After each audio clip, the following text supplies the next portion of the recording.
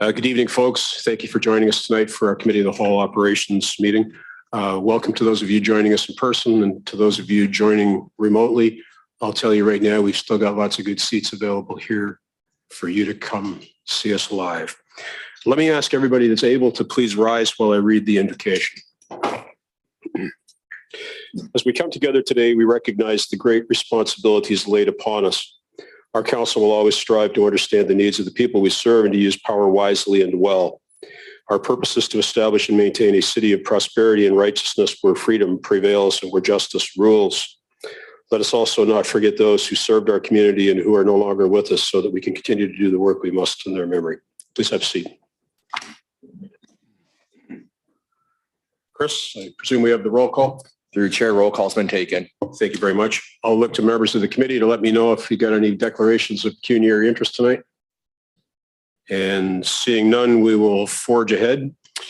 We're going to deal now with the separations. We have some items that are automatically separated. 6.1.1, we have delegations present. And we'll have another separation on a resolution as we come to that. So I'm going to ask Councillor Wall if he would kindly move the resolution to approve all the items not separated. So moved. Second by Councillor Brian Van Tilburg. Thank you. And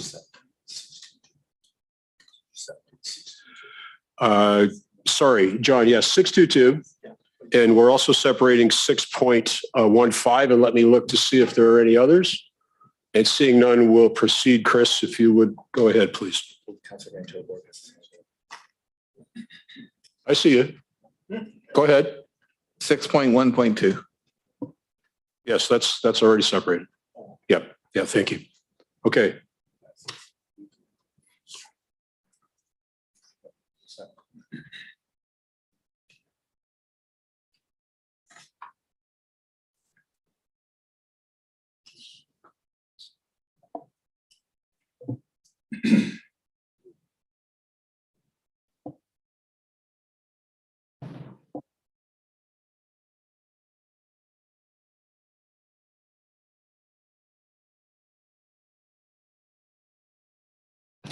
All items not separated for discussion purposes carries unanimously on a recorded vote of 10-0. Members of the committee voting in favor are as follows: Councillors Vanderstel, Sluss, Martin, Toski, Wall, Van Tilburg, Carpenter, McCreary, Utley, Mayor Davis. The following items were subject to the vote. Item 6.1.3, policy framework for corporate security, CCTV in vehicles. Item 6.1.4, Brantford Accessibility Advisory Committee report. Item 6.2.1.1, Committee of the Whole Operations, May 3rd, 2022 minutes. Item 6.2.3, City of Brantford Seniors Programs Update. And item 6.2.4, City of Brantford Water System Quality Management System 2021 Annual Update. Chris, thank you. And I should say that Councillor Sicoli is having some difficulty logging on. Hopefully she'll be with us sooner rather than later, folks. So tonight we have 3 delegations on the agenda. We'll be dealing with those firstly. So at this point in time, I'm going to call on Lucy Marco to come forward, please. And I'll remind Lucy and the other folks presenting tonight that you have 10 minutes, inclusive of any time you may leave on the table for questions from members of the committee. Lucy, go ahead whenever you're ready.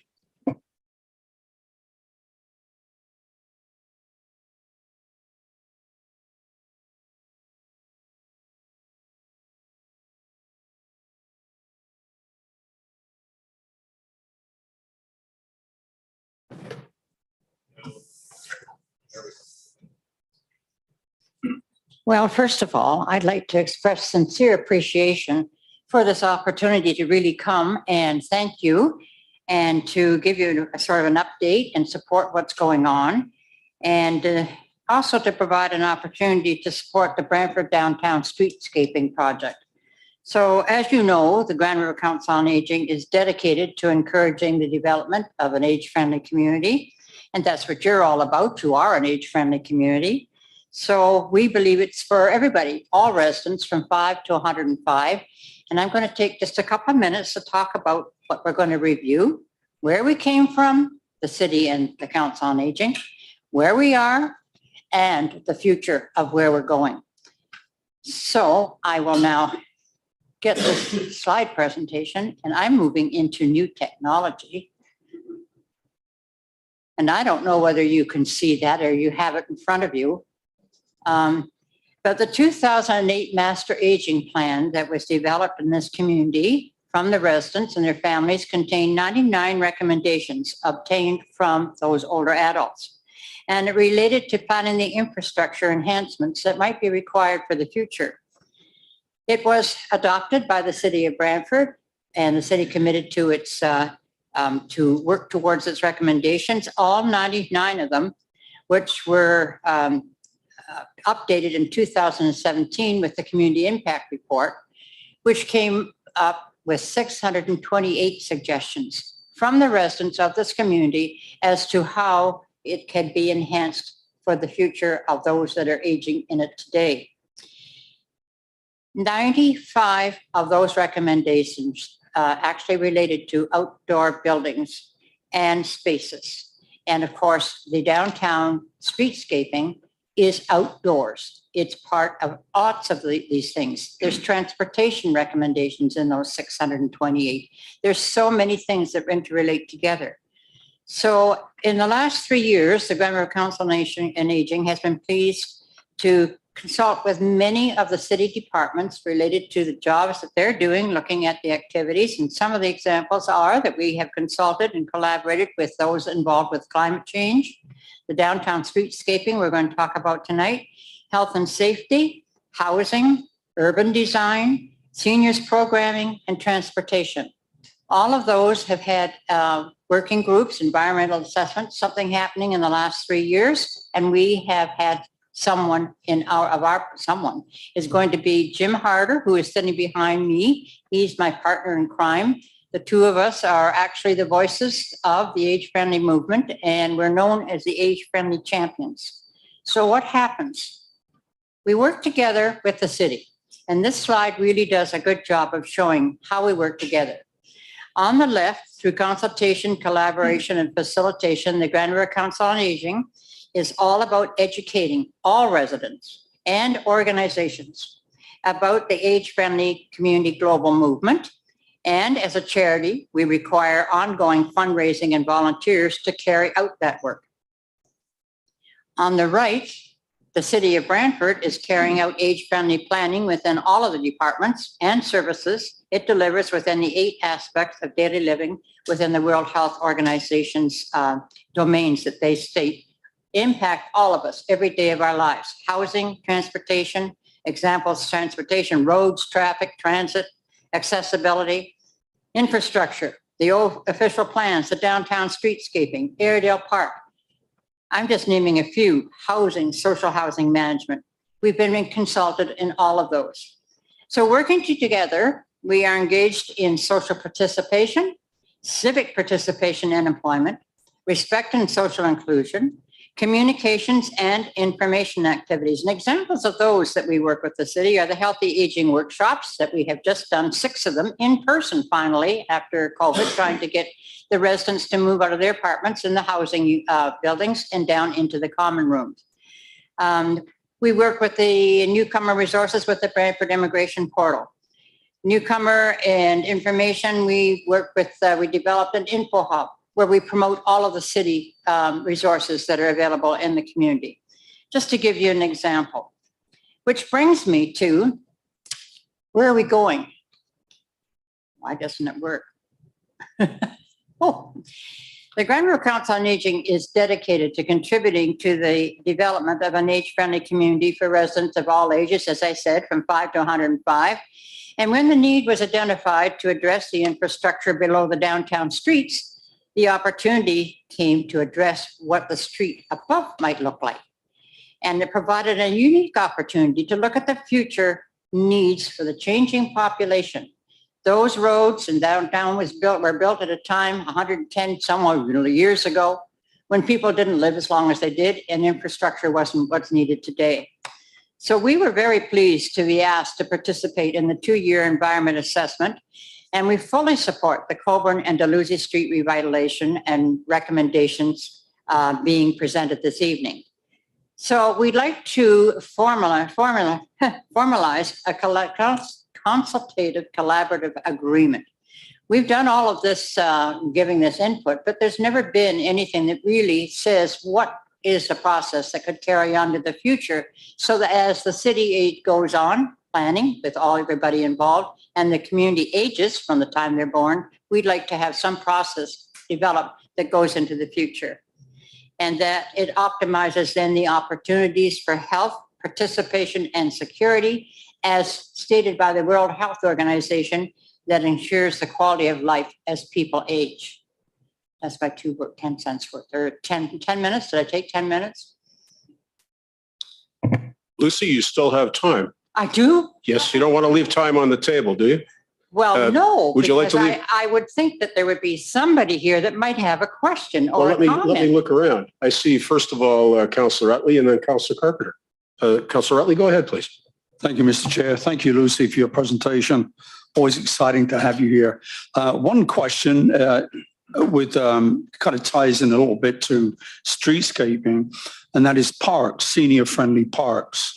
And does that ever come up at any of your council meetings? Well, that comes up with the focus groups with residents. Okay, Because there is a very real need to understand that older people need a place to rest. Yeah. And so any of the city parks, you may hear from time to time, you may hear complaints that there are parks without benches or things that they want for older people to rest or to read.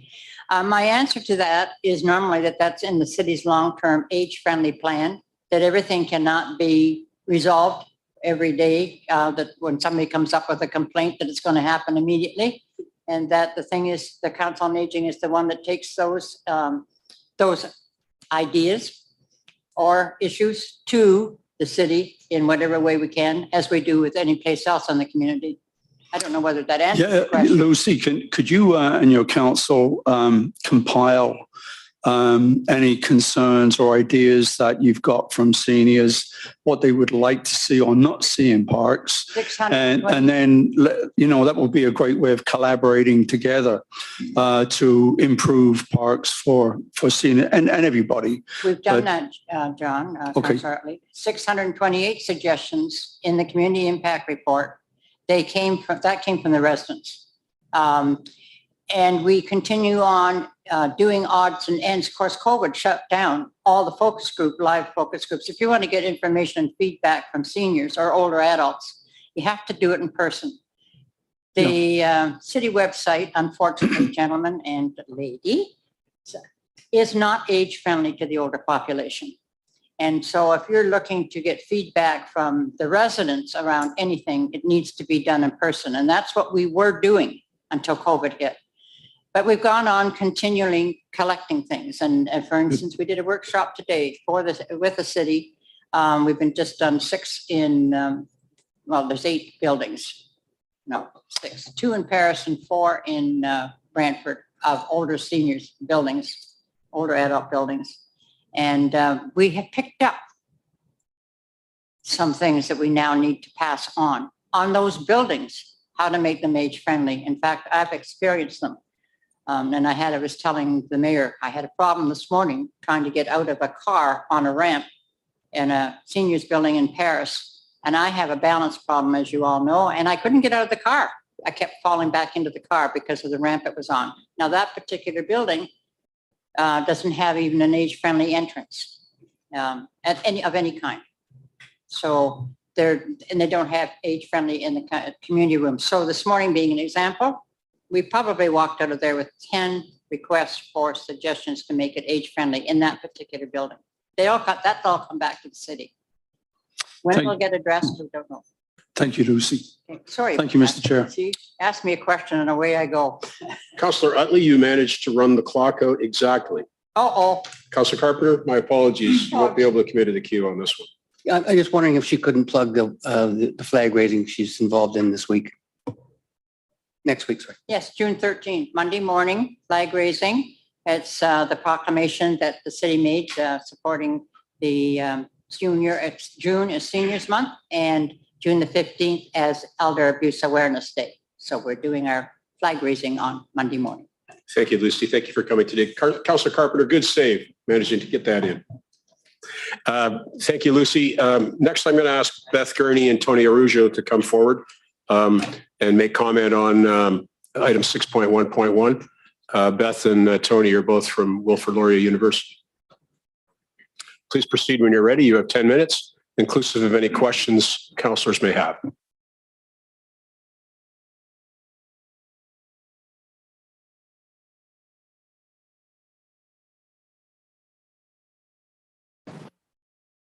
Is that live now? Yes. Good evening, Mayor Davis, members of council, city staff, and other members of the community. Thank you for the opportunity to address you this evening. My name is Beth Gurney, as Councillor McCurry said, and joining me, I'm the Director of Strategic Communications and Community Engagement for Wilfrid Laurier University. And joining me is my colleague, Tony Arujo, Assistant Vice President of Campus Operations and Risk Management. We're pleased to be here this evening to speak in favor of the staff recommendation for the streetscaping plan for downtown Brantford. The safety of Laurier's students, faculty, staff, and guests of the university, along with members of the broader community, is of course our #1 priority. A close second would be our desire to create and maintain a welcoming campus environment to attract and retain students and staff as we grow toward our goal of 5,000 students in Brantford. We believe the proposal before council this evening supports both priorities. As an urban integrated campus, travel on foot between buildings is part of daily life at Laurier. Serious safety concerns related to the speed of vehicular traffic through the core, including unfortunately regular near misses for pedestrians, are often cited by our students, faculty, and staff. Of particular concern are the broad one-way streets as they exist now on Colburn and Dalhousie, which unfortunately some drivers see fit to treat as straightaways. By redesigning the streets to have narrower lanes as recommended, we anticipate traffic calming impacts. We hope this will enhance the overall safety of the core with the additional benefit of perhaps reducing the frequency with which excessively noisy vehicles choose to travel through the area. As an institution committed to sustainability, we also appreciate that the proposal before you includes cycling lanes, making space for greener transportation options. 2 lanes of street parking also, balance these safety and environmental concerns with local businesses' expressed desire for convenient parking for customers for drops and loads. The importance of also making downtown streets and sidewalks safer and more functional from an accessibility lens cannot be overstated. The elimination of uneven pavers and interlocking brick, along with other improvements, will go a long way toward improving the daily lives of many. Community development has, from the outset, been part of the DNA of Laurier's Brantford campus. Downtown Brantford continues to take steps towards realizing its full potential as the heart of culture and a hub for commerce in this community. For those aspirations to be fully realized, a safe, welcoming, and walkable core is a must. We feel that this plan can help further those objectives. In closing, I'll say that we appreciate that the proposed streetscaping plan is really just the tip of a public works iceberg that the city must tackle. Updating buried infrastructure in the core will be a great undertaking, necessary, but not without serious disruption. We look forward to frequent and open communication on the project from the city so that the university, like all downtown stakeholders, can plan and minimize disruption for our students, employees, and guests. In the meantime, we welcome and continue to work with the city and others to act on all opportunities to make our streets safer and more welcoming. Thank you.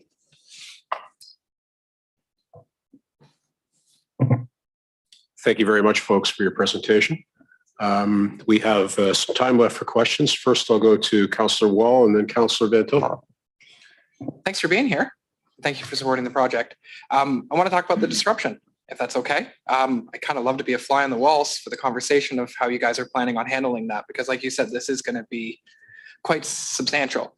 So what kind of conversations are happening? What is being said? How are students and people who are going to be living and learning here going to deal with this?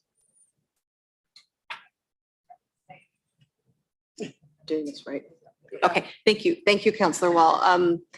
I'll defer to Tony, but I would say at this point, the level of broad campus-wide awareness of what's actually about to happen or will happen to make this project come to fruition is fairly minimal. I know that the city itself is just at the planning stages. We have ourselves been, I guess, the source of disruption on occasion for major infrastructure projects like the Laurier Brantford YMCA. So we are familiar with that. We're familiar with the challenges of trying to balance that need for development with the needs of the community. And especially, I would say, coming off of the last 2 years of COVID, mitigating that as much as possible. But from an operations perspective, I would defer to Tony if there's anything further.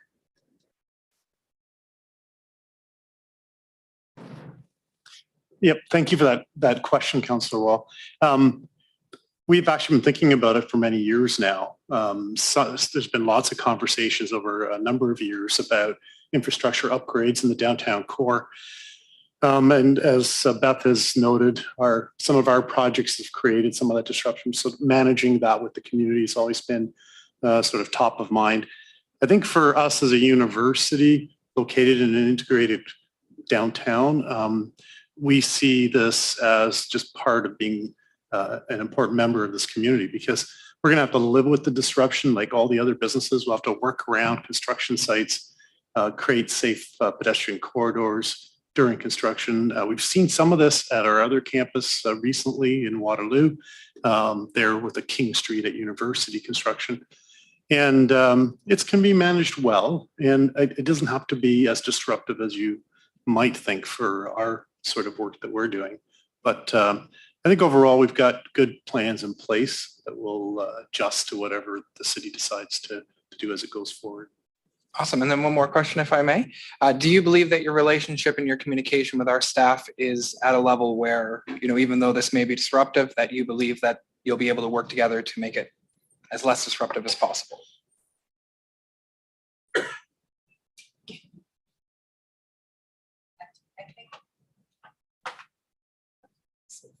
Okay, thank you, Councillor Wall. I'll let Tony add to it, but we do have good relations with city staff. We try and keep the lines of communication open. Our senior leadership team meets with the cities, I think it's seasonally or quarterly. But with a project of the scale, the scope, and the actual specific disruptions that can happen, the more information, the better. So, I would say that if that could be a key priority for staff going forward, to make sure that there's clear, consistent, frequent, like you cannot communicate often enough sort of on this, that would be really appreciated, because then it's our job to roll that out with our internal community. Councillor, thank you. And Councillor De Tilburg, you have the floor with 2 minutes and 27 to go. No, that's not bad. You were mentioning things along the lines of the sidewalk and how those changes. I understand that would make a major improvement for people with a disability. But when you were speaking with staff, if you could just point out, say, one thing that your organization would benefit most from the changes coming forward, if you could just express that to the community, I think we'd all like to hear.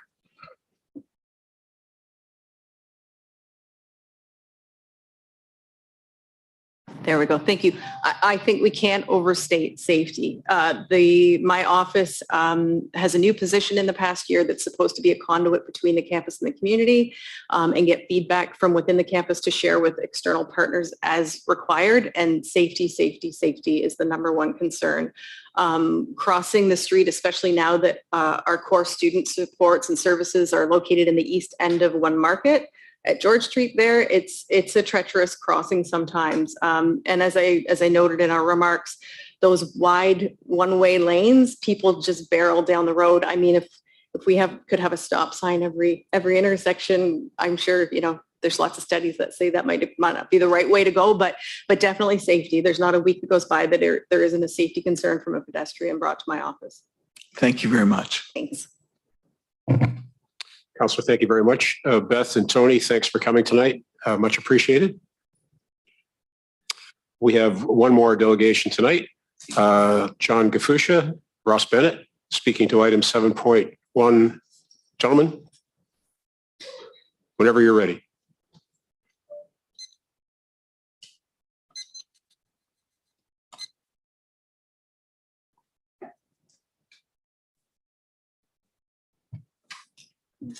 There, you pushed it. I got her. Okay. Good evening, Mayor and councilors. We attended council on April 26th to support Councillor Wall's motion addressing safety issues on Erie Ave. We believe that in time, when all aspects included in that motion are implemented, Erie Ave will be a much safer street. However, we do have concerns about the timing of the introduction of the traffic stops at Erie and Burkett Lane, Erie and 9th Ave, and Erie and Baldwin, which we believe are sorely needed to control speed and provide brakes in traffic. The wording in the traffic report that Councillor Wall's motion was based on mentions reviews through development process, considerations such as development charges being applicable. This is referring to the development, residential development on Burkett Lane and 5th Ave.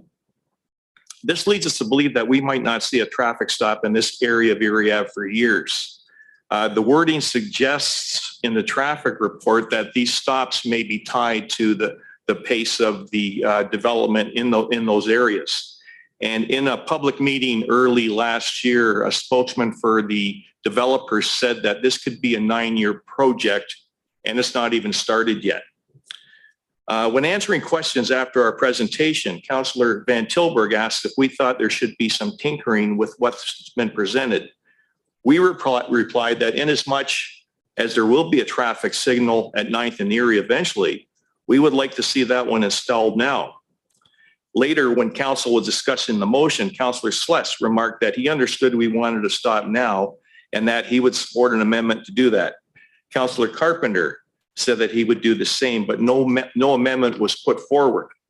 So we left council realizing that we lost an opportunity to get an all-way stop at Erie and 9th now. We then contacted our councillors and asked that they submit another motion simply asking for an all-way stop at Erie and 9th. We suggested stop signs. Councillor Van Tilburg replied that he'd been in contact with the traffic department, and it was suggested that since traffic lights were already in the plan, the motion should ask for those. So finally tonight, we asked councils to support Councillor Van Tilburg's motion for traffic lights at Erie and 9th Ave. Thank you. Gentlemen, thank you. I don't see any questions from members of committee, so I'll thank you for your presentation. We'll probably advance this with the blessing Mr. Chair, Councillor Sless has his hand up. Councillor Sless, my apologies. You have your hand up? No, I didn't, Mr. Chair. Sorry. There'll be no cursing in this room. Thank you. Thanks, guys. We'll probably advance this, so stick around. We'll get to you in a few minutes, okay? Thank you. So we also have a presentation tonight. We're fortunate to have Gagan Batra with us. She's going to be making a presentation regarding the downtown Brantford Streetscape EA final report. Please come on up and get started. I will remind you and remind committee as well that the presentation has a duration of 10 minutes.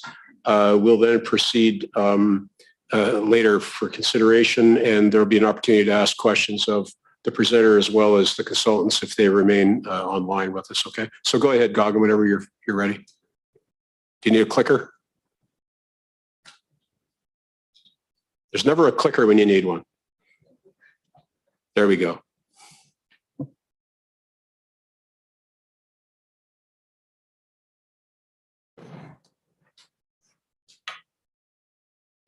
Good evening, members of council and Mayor Davis. My name is Gagan Batra. I'm the Manager of Business Support and Sustainability, and I'm going to be here to talk about the Downtown Brantford Streetscape Environmental Assessment.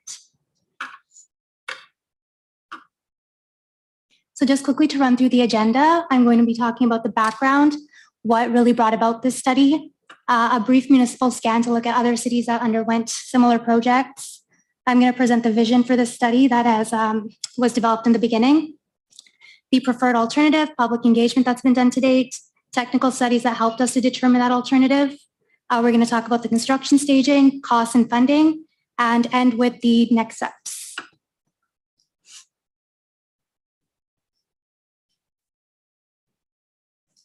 Just really quickly running through the background, what really necessitated this study was the need to replace the underground infrastructure that's aging and to address the growth that's expected in the downtown core.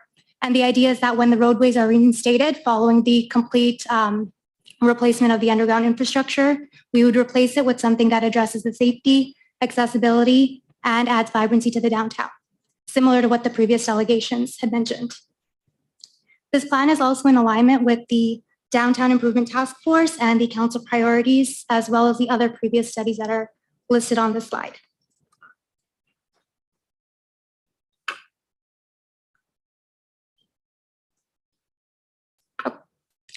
Just really quickly running through some previous examples of other revitalization projects that have happened. This one is downtown Kitchener. They went through a similar project where the before condition was very oriented towards vehicle traffic only and not pedestrian friendly, as you can see on the top of the slide. And in the after images, you can see that they introduced narrowed lanes for traffic calming, furnishing zones, pedestrian clear zones, and it created greater capacity for public events and flexibilities for patios and restaurants, as you can see on the right image. In downtown Guelph, they underwent a similar process where the downtown streets in the before condition you can see had wide vehicular lanes and narrow sidewalks, and it wasn't pedestrian friendly at all. And in the after condition, it looks a lot more inviting, unique. They have increased event space, flexibility for patios, and similar to what our project is recommending, they use soil cells to encourage tree growth. The last example is downtown Stratford, where you can see the before image shows a high vacancy rate. Lots of those storefronts weren't occupied. It was heavily oriented towards vehicles. And in the after condition following revitalization, you can see they had narrow lanes introduced and they had pedestrian and patio space, as well as differentiating the on-street parking areas that created more vibrancy and uniqueness.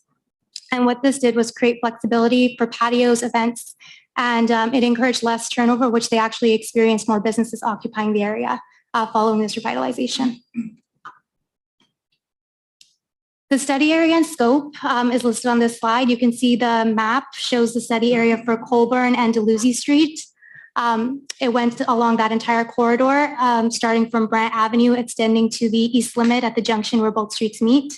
And it also includes the north-south connecting streets, Brant Avenue, King Street, Queen Street, Market Street, Charlotte Street, and Clarence Street. And the study looked at both the above ground and the underground infrastructure. At the outset of the project team developed a vision statement, which was presented to the public and the stakeholders for approval and was used throughout the project. And this vision statement for this project was to make downtown a destination place, to enhance infrastructure for all transportation modes, including pedestrians, cyclists, transit users, and to improve accessibility and safety in the core. What we did was develop this vision statement and use it throughout the process as the project proceeded. And we referred back to this and used it in the evaluation criteria to evaluate all of the alternatives. So this is an image, just jumping right to it, of the preferred alternative. At the end of the EA, this is what the preferred alternative is. And you can see here, it's a mock-up showing that we have two-sided parking. So parking on both sides of the street is maintained through lay-by parking, which is separated from the roadway. And this was developed after extensive public engagement and stakeholder engagement and the technical studies, as both of the delegations referred to. And as I mentioned, this includes parking on both sides, which was identified as a priority, off-road cycle lanes that are separated by bollards, a furnishing zone where tree plantings can go, lighting, benches can be added, and a pedestrian clear zone for accessibility. The lanes are also narrowed in this alternative to allow for natural traffic calming.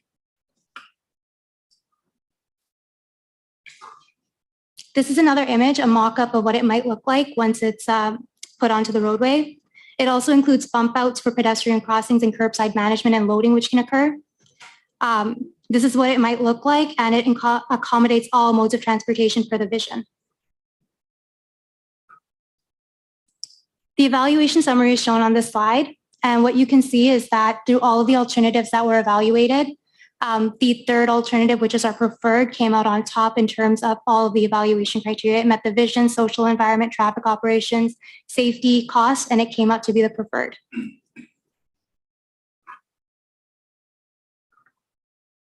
Throughout the process, as I mentioned, various stakeholders were engaged and public information centers were held since July 2020. We had 3 public information centers where the information was presented to the public, And we had technical advisory committee meetings with local stakeholders, the BIA, Six Nations of the Grand River CAP team. They were engaged throughout various points throughout the study. Background studies were also conducted to arrive at our preferred alternative, and of all of them, the parking study and transportation study were particularly of note. What the parking study showed is that of all the on-road and off-road parking spaces, there's no deficiency of parking in the downtown overall, and that almost all of downtown is accessible within a 4-minute walk from the existing lots. It was also found that the preferred alternative would not result in a loss of parking, and that through detailed design, every attempt would be made to maintain that parking as it was identified as a priority by the stakeholders. What the transportation and traffic study helped to determine was that one-way traffic operations were preferred to two-way due to the constraints that will be introduced if two-way was presented. Due to the narrow cross-section, the 20-meter right-of-way, only one lane of traffic in each direction could be accommodated with two-way traffic, which means that traffic would come to a complete halt if deliveries, curbside management, emergency vehicles, or collisions were occupying the lane. Just some key features to note of our preferred alternative. We have bike lanes presented here that are separated by bollards and separated from the roadway, and this allows for the greatest protection of cyclists and separation from pedestrians. And also what we've done is use soil cells to encourage tree growth. The image on the right shows that the use of soil cells creates a positive growing environment for trees, and just within a few years, you can see that they reach maturity. Preliminarily, the consultants have laid out a plan for construction phasing, where the first phase would focus on the downtown core from Brant Avenue to Clarence Street, and the second phase would be from Clarence Street to the east limit as we move away from the core. The different colors shown represent different construction staging that would need to occur and can be finalized once the detailed design is complete. But what this slide shows is that it's not a 1 or 2 year project, it's a multi-year project that's going to take careful planning. While the exact cost of this project won't be known until after the detailed design phase is complete, the preliminary estimates provided show that roughly 86% of the costs associated with this project, as expected, will be just the underground infrastructure and the reinstatement of the roadway, whereas the above ground will account for roughly 14% of the project costs. The project is currently included in the capital forecast, but following detailed design, the figures will need to be adjusted based on the updated costs. And potential sources of funding can also be identified at that time, but right now we know DCs can be applied potentially, gas tax, reserve funding, and the city will continue to seek out other grant opportunities. I'm just going to end off before I go with the next steps with the future of downtown. The study has showcased the potential for downtown Brantford to be revitalized into a vibrant and unique destination place that accommodates all modes of transportation, prioritizes pedestrians, accessibility, and flexibility of the streets. This image is a mock-up of what potentially downtown can look like following this revitalization and what we hope that the future will be, where residents, visitors, and all members of the public will be able to come together and have a place downtown. The next steps, should council approve these recommendations, will be to finalize and file the project report for public review. And after that, the 30% design can be complete. And after the 30% design is complete, then we'll move on to the detailed design stage, which, as one of the delegations had mentioned, will involve public engagement and a lot of careful planning on the city's part. And after that, we'll be able to move in construction. Currently, it's planned for about 2025 is what we're thinking if everything goes as planned. I am happy to take any questions. Along with me, I have my consultants on the line who helped to prepare the study and city staff. Thank you. Gagan, thank you very much for your hard work on this file and an excellent presentation tonight. We'll get to the questions when we get to the debate portion of the agenda tonight. So thank you very much. Unless I see any objection from members of council, we're going to proceed currently to deal with item 7.1. Which is a resolution actually that we're moving out of order. Councillor Van Tilburg, let me ask you to go ahead and move that resolution now and state your seconder, please. Thank you, Chair McCurry. Moved by myself, seconded by my ward mate, Councillor Wall. Whereas public information meeting was held on October 15th, 2021 to solicit feedback regarding safety concerns along Erie Ave, with the proposed plan presented to the community on February 15th, 2022. And whereas City Council approved Vision Zero Road Safety Committee Report 2022-03-24 on April 26, 2022, that included the Erie Ave Roadway Improvements Report. And whereas the recommended changes for these works are scheduled to be implemented over the next several years and funded from the net proceeds of the red light camera initiative. And whereas the community has asked the ward councillors to fast track the implementation of some of the recommendations from the report of 2022-203 for this year, now therefore be it resolved. A, that the Director of Operational Services be directed to implement a full signal at 9th Avenue and Erie Avenue and to implement the pavement marking changes as outlined in report 2022-203. And B, that the estimated cost of $240,000 to implement this work be funded from the Roads and Related Reserve RF 0537, and C, that the necessary bylaws be presented to City Council for adoption. And I really would just like to say that it couldn't be said any clearer than what Ross and John have said. What needs to happen to the community and to bring this forward, and that we can do that there. And I'm sure everyone would be very appreciative to help provide the traffic light on Erie Ave for this year. Councillor, thank you. Further discussion. I see Councillor Martin has his hand up. Councillor Martin, proceed, please. Thank you, Mr. Chairman. A question through to staff. This is being funded from the Roads and Related Reserve. Is there sufficient funds in that reserve to cover this, or will some other project have to be pulled? Through the chair, Chair McCreary, Councillor Martin, there are. This was reviewed by our finance department. They offered the reserve as a means to fund this project. There won't be another capital project affected by this. Councillor Martin, thank you. Councillor Ratley, you have the floor. Go ahead, please. Thank you, Mr. Chair. I'm pleased to support this. I think putting this light in place now sets the stage for when there's growth in that part of the city. So I have to commend the two ward councillors for bringing this forward. Thank you, and thank the two fine gentlemen from Ward 5 as well. Councillor Ratley, thank you. Councillor Carpenter, you have the floor. Go ahead, please. Thank you, Mr. Chairman. Yeah, I'm going to support this as well. If memory serves me, that's the location. 9th Ave is also, that's where the children cross the school to get to school. In fact, the school crossing is right there. And that's a bit of a racetrack coming off of over the bridge. And I believe the next crossing is not all the way down to Walter Street before there's a light. And so that's a long ways to go before we're slowing people down. And this provides safety for the children crossing at that location, and it slows down the traffic a little bit. It's getting to be a pretty busy entrance into Eagle Place. It's getting busier every year. So I support the ward councillors on this, as I normally support ward councillors on safety issues. Thank you. Councillor Carpenter, thank you. Councillor Sless, you have the floor. Thank you, Mr. Chair. I'm pleased to support this as well. The one question I do have, though, I guess through you, Mr. Chairman, to staff, is there were other recommendations for calming traffic on Erie Ave. Is there a time schedule for implementation of those?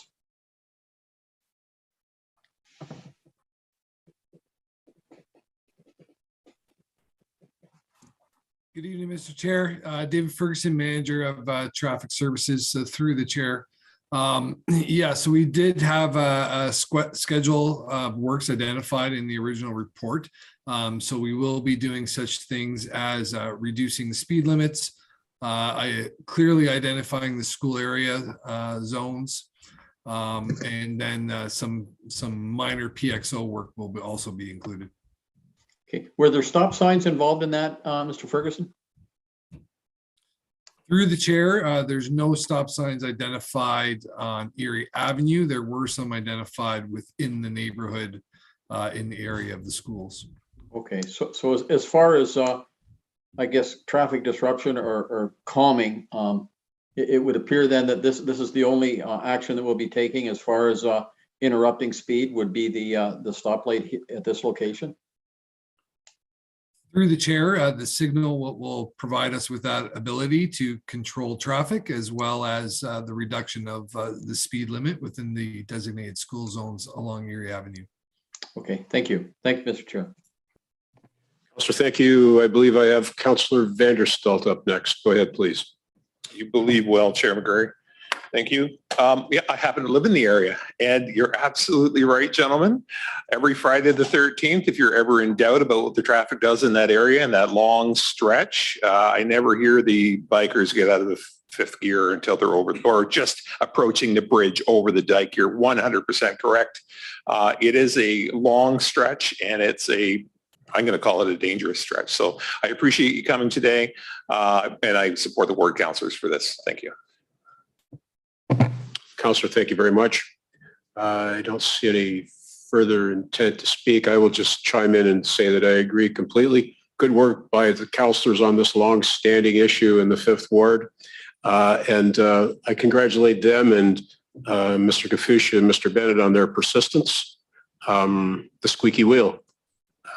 Seeing nothing further, we'll go to the question on this item.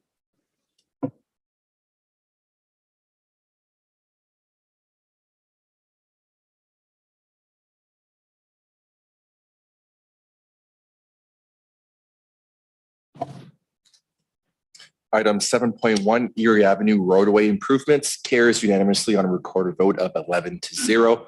Members of the committee voting in favor are as follows.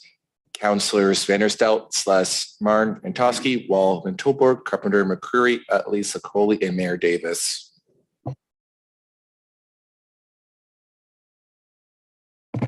Chris, thank you. Councillor Van Tilburg, could you introduce the motion for the items that were separated, please, and state your second? Certainly, seconded by my ward mate, moved by myself, that all items for consideration and consent 6.1, 6.2, separated for discussion, be approved.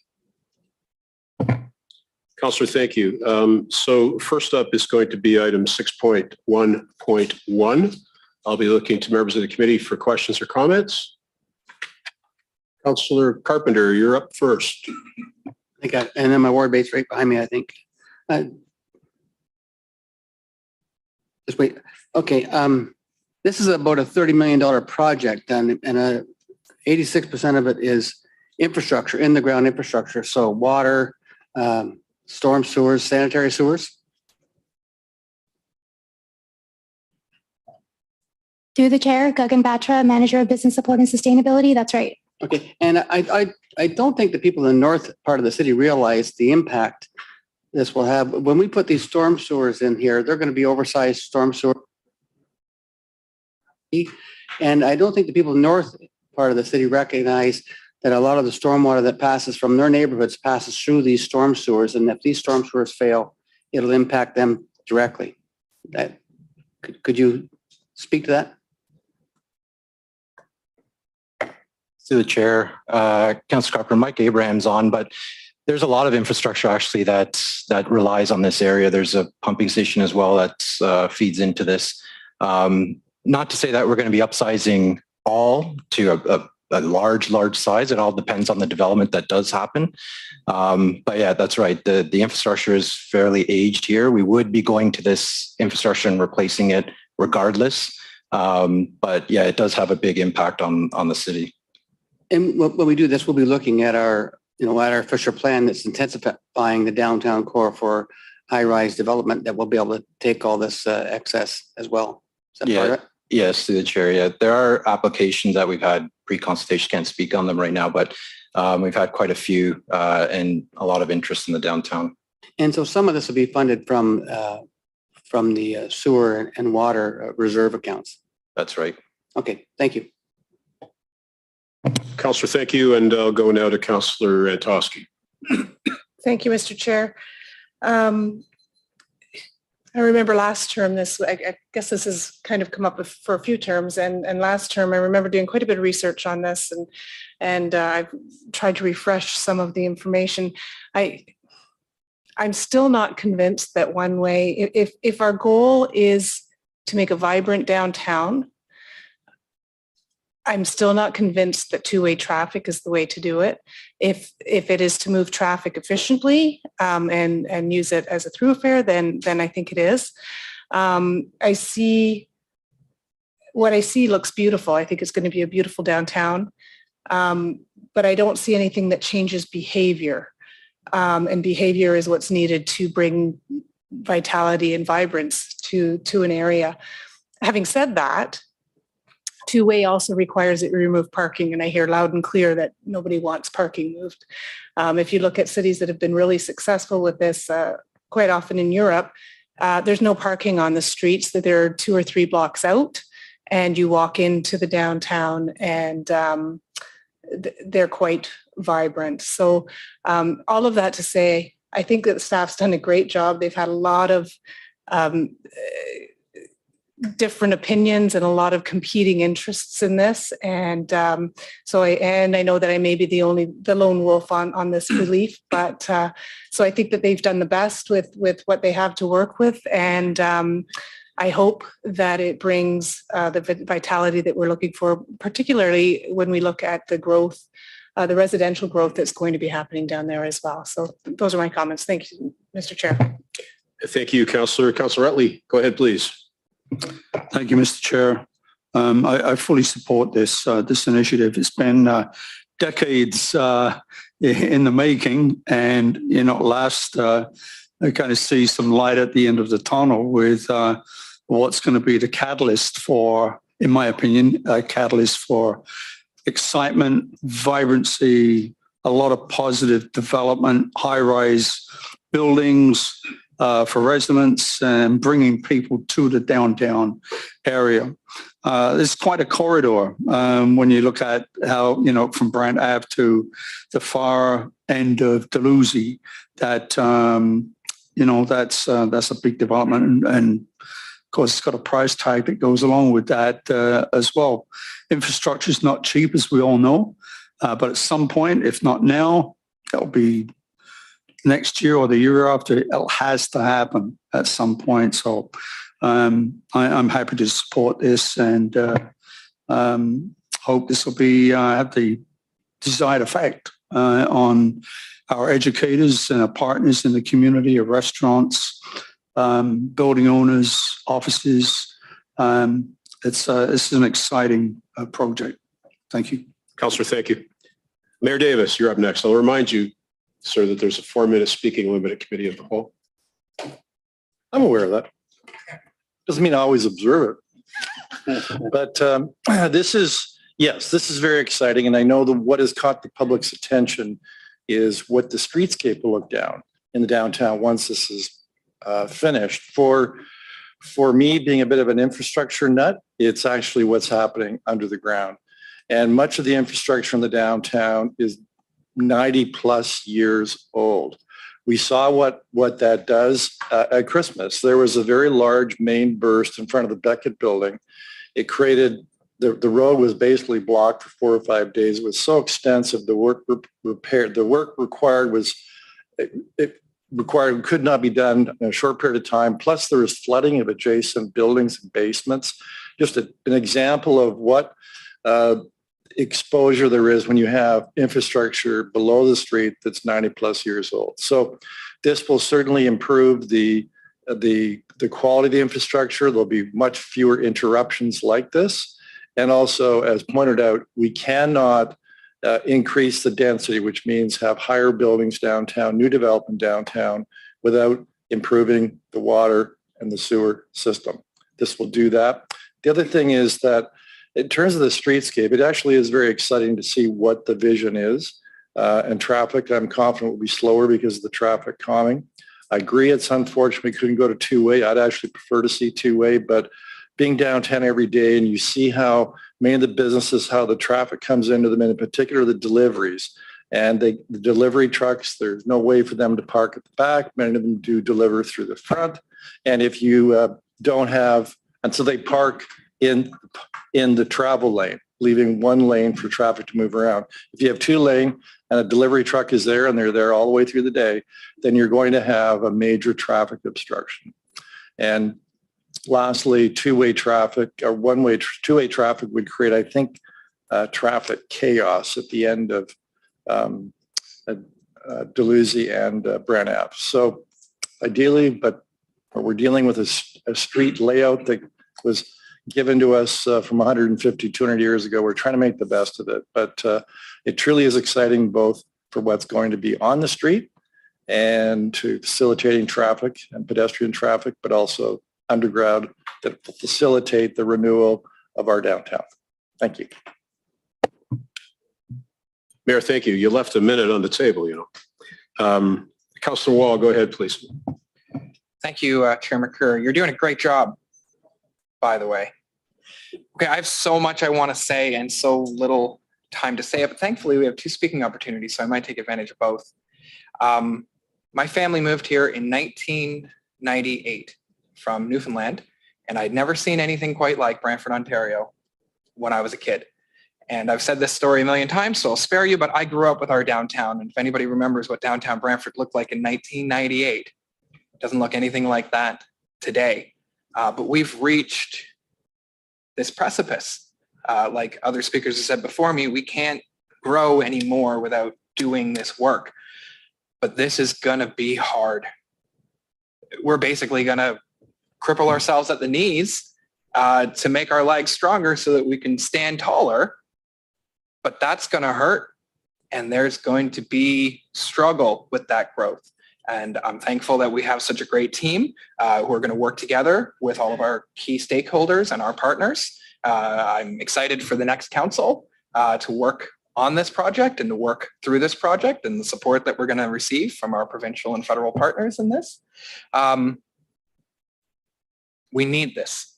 So I want to ask 2 questions, and I don't want to put anybody on the spot, but the first is public engagement, because it's exciting to hear that even though we have had a significant amount of public engagement just to get it this far, the first thing that you said is there's going to be more public engagement. So I want you to, if you don't mind, talk a little bit about that. And then my second question, I'll ask it now and then I'll stop talking for 5 seconds. The economic impact.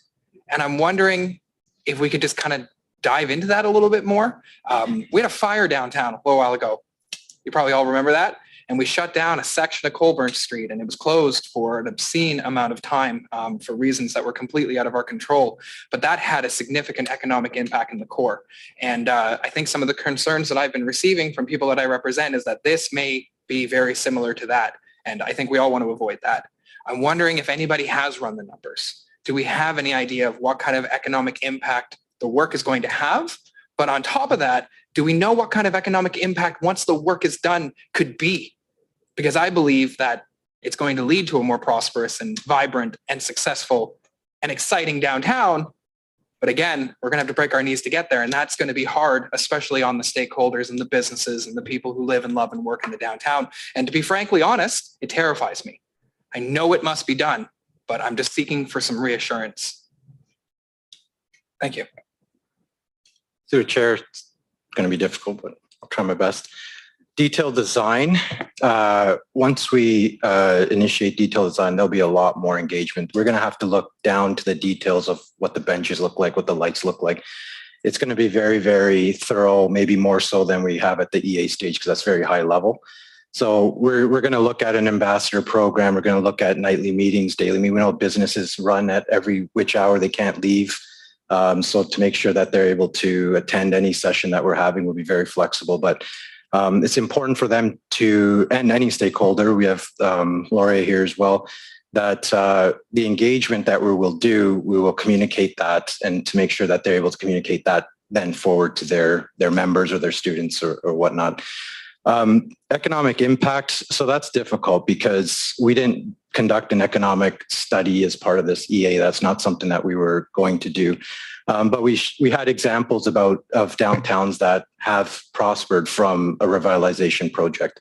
Again, the revitalization piece is a very small piece of the whole project. So there will be disruption if we have to upsize or fix pipes or whatnot. If there's fire, there's always going to be disruption. But what we can do is work on that construction phasing, right?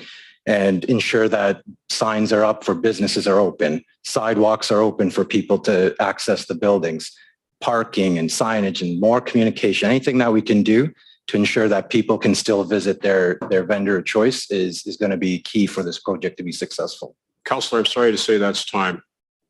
And we'll go to Councillor Van Tilburg next. I'm actually surprised there's so much talk under the ground. I really thought people are going to go look at those drawings and see the design and go, wow. Because I'm going, wow. Those are some pretty impressive outcomes from the consultations that you've had. But you know what's funny is that I'm with the other councillors and the mayor. Underground.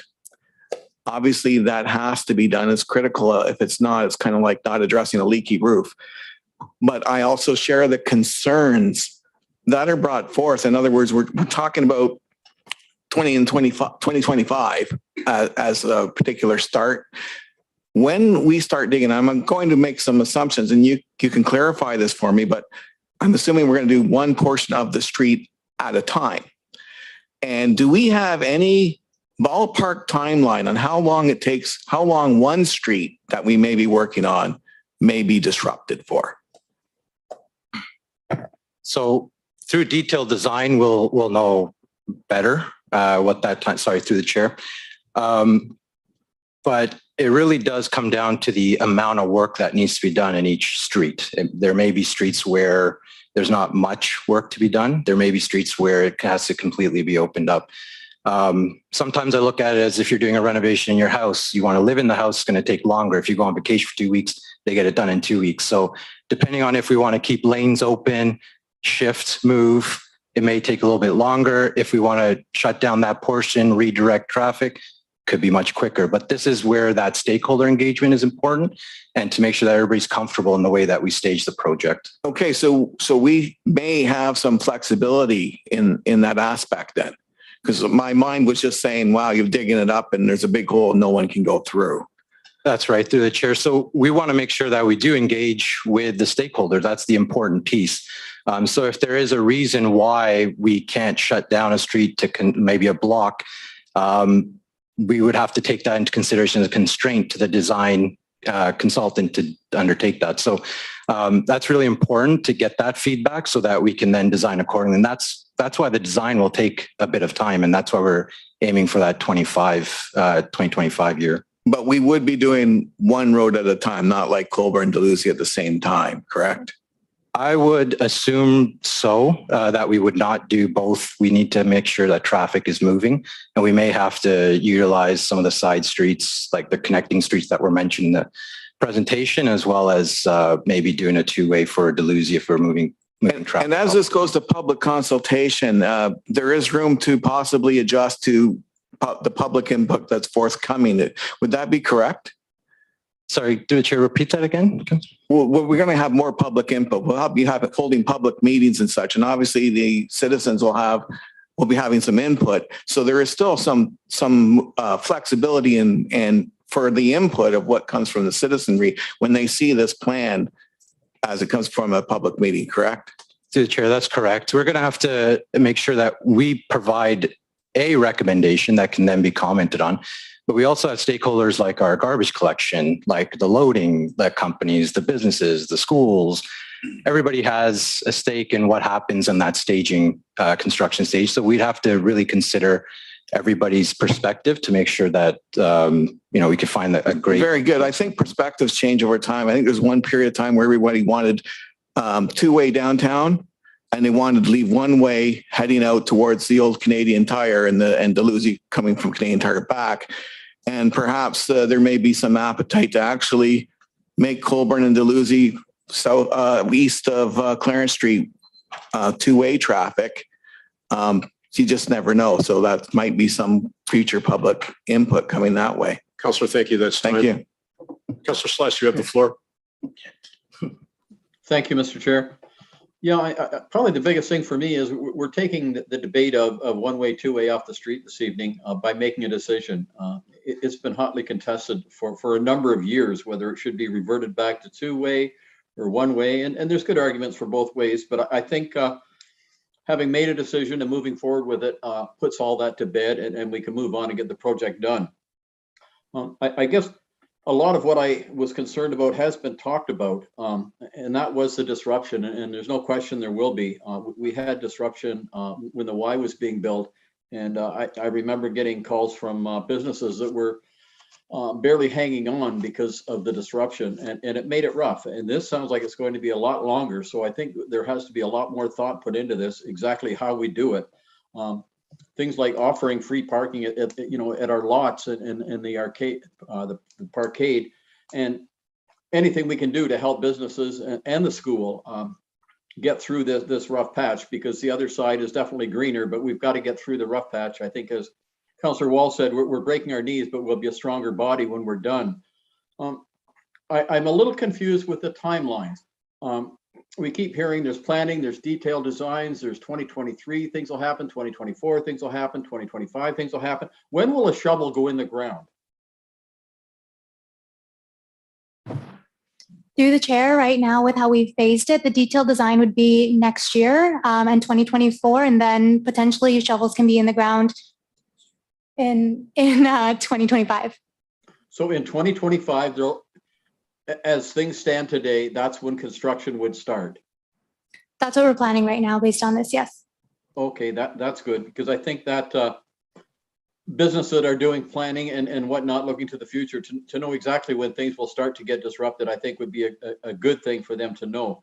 And I think further, just this whole project, again, it's been debated since I first got on council back in the 90s about revitalizing the downtown, and it's always been contentious. The North End complaining about money being spent in the center of the city and saying just let it go, and that debate has gone on and on as well. So I think for the downtown to be successful, you need people downtown, and I think you can't put people downtown until you put the infrastructure there to allow people to live downtown and work downtown and do social things downtown, whether it's a theater or restaurants, whatever it is.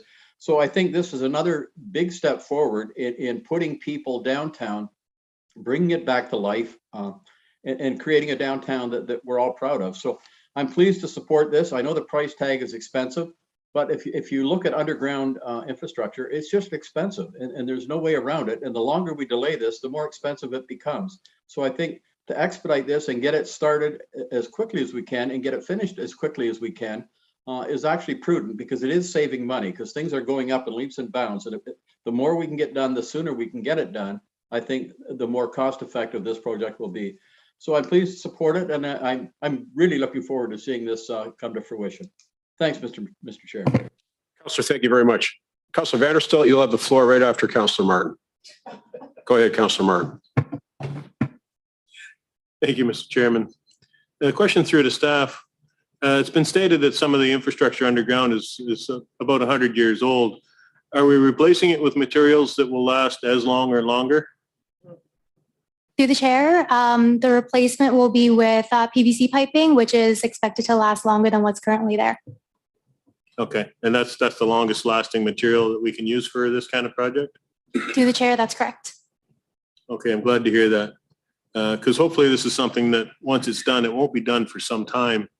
And with that in mind, has there been any consideration to redoing some of the streets in concrete instead of asphalt so that the street surface will last longer as well? Through the chair, that's something that'll be discussed in detailed design, but we can make note of it for that to be looked at. Yeah, I think that'd be appropriate, because there's areas certainly that won't see any development in the near future. And if we can do those areas with concrete, it'll last quite a bit longer than asphalt. Even though it's more expensive up front, when you factor in the life cycle costs, it's cheaper in the long run. And I hope that gets serious consideration at that stage. Thank you. An excellent suggestion, Councillor. Councillor Vanderstel, go ahead, please. Thank you for my 4 minutes, Mr. Chair. Through to Indy or Goggin. I know it predates your experience here at the City of Brantford, but as I understand it, some of the pipes in that section they're a combination, at least I think that's how it was registered in the GIS program, of wood and clay in some cases. Through the chair, I'll have to ask Mike Abraham to come in. He's our specialist on the asset side of things. Mike, if you can take your best shot at that. Or was the question if we had wooden pipes? I heard rumors of it in my first term of council 3 terms ago that was the case. Is that true? we do have clay tile pipe in the downtown core. Where we did find wood storm sewers was out on the airport site. Okay, thank you.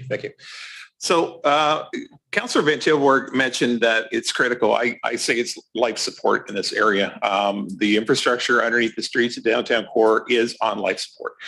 We have to do it now. We have to do it well, and we have to do it right the first time, that Councillor Martin referred to.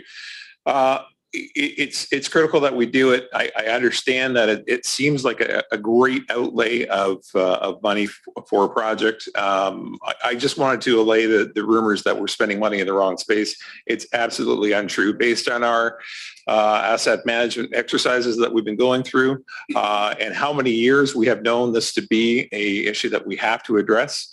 It's time to move, and it's time to make this happen.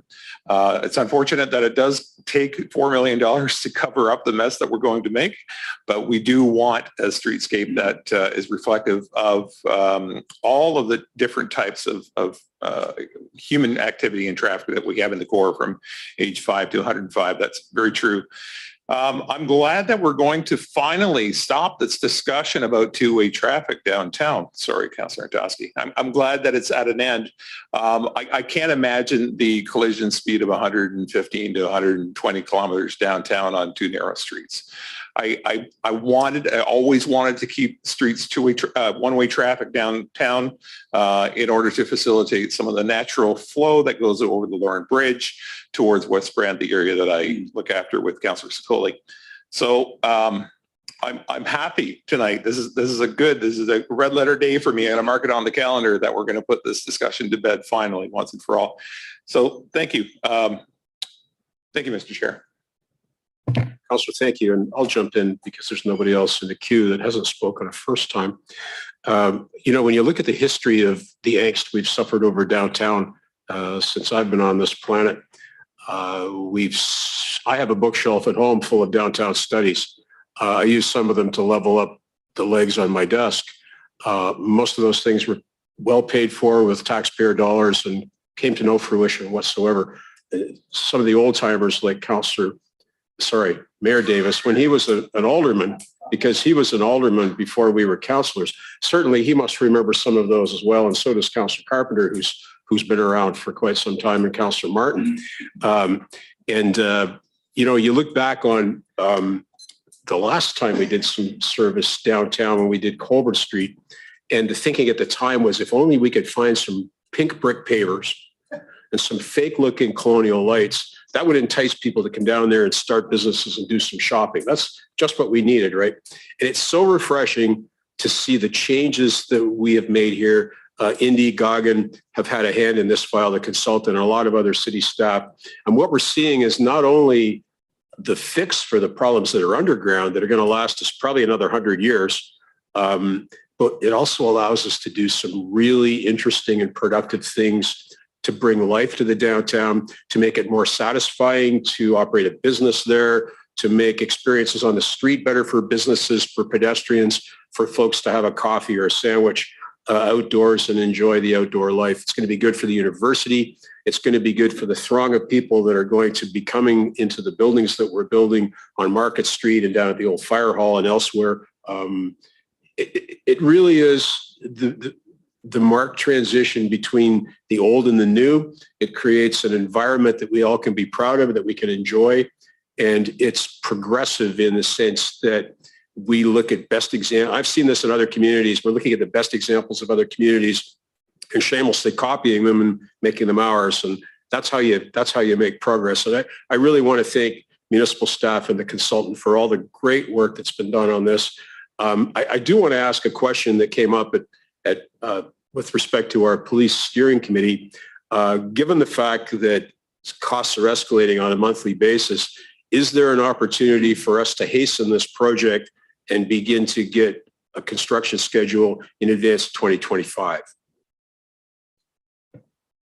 To you, Chair McCurry, as the detailed design progresses, we will definitely, if we can start earlier, we will start earlier. We just want to make sure that with all the stakes, like we have hydro that's probably a spider web under there. So just to untangle all of that might take some time to make sure we do it right. And we don't want anybody breaking back into this once it's done. So we want to make sure that any conduits or anything we get in place is for the future as well. So it may take some time, but if we can move it faster, we definitely will. I know it's something that the task force from the past and now present would like to see. And we will do that if we can. Yeah, that's super. Thank you very much. I do have a second speaker, my friend Councillor Wall. Would you please go ahead and take the floor? Thank you. Great. Thank you again, Councillor McCurry. So it might seem like I am a bit conflicted about this decision. And if I'm being 100% honest, I am conflicted about this decision, not because I don't support it. I wholeheartedly 100% support this. And this is one of the most exciting things I've been able to work on as a city councillor. So then why am I conflicted? Because if it was up to me, I think that we would make a decision and we would just be in this endless loop of public consultation.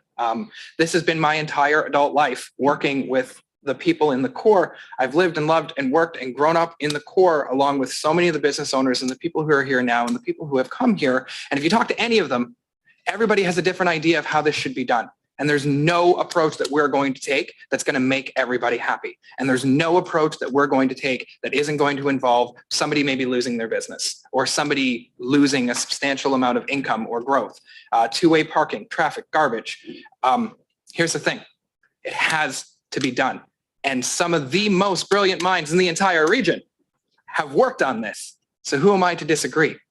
So what I hope for is that the public consultation doesn't end. I just want to remind anybody who's watching or anybody who's listening or our media partners that communication is a two-way street.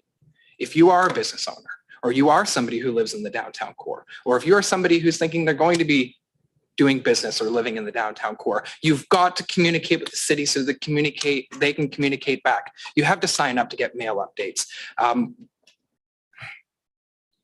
really want to see our economic development department work very closely with the business improvement area to make sure that we are looking at every possible amount of grants or incentives or any sort of support that we can give the business owners and the stakeholders who are in the downtown core. I really want to make sure that this project is completely successful because it is going to be another council's responsibility to kind of oversee this. And I honestly just want to give a huge shout out to every single person who has taken the time to contribute to make this what this is today, to every member of our staff, to the consultants, to this council. This is one of the most exciting things that's going to happen in our downtown for the next 100 years. So let's make sure that it's great. Let's do great things. This is going to impact an unquantifiable amount of people who are going to be visiting downtown Brantford, and they're going to be leaving with memories of how great it is. We just got to get there. So I wholeheartedly support the project. Thank you for the incredible presentation, and let's just do great things forever. Okay, thanks. Well said, Councillor. Checking around, we will now go to the vote.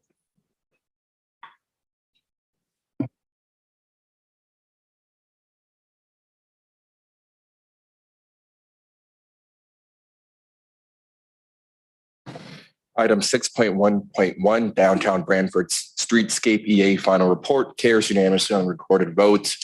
Members of the committee voting in favor are as follows. Councillors Vanderstout, Sless, Martin, Nantowski, Wall, Van Tilburg, Carpenter, McCreary, Lisa Coley, and Mayor Davis.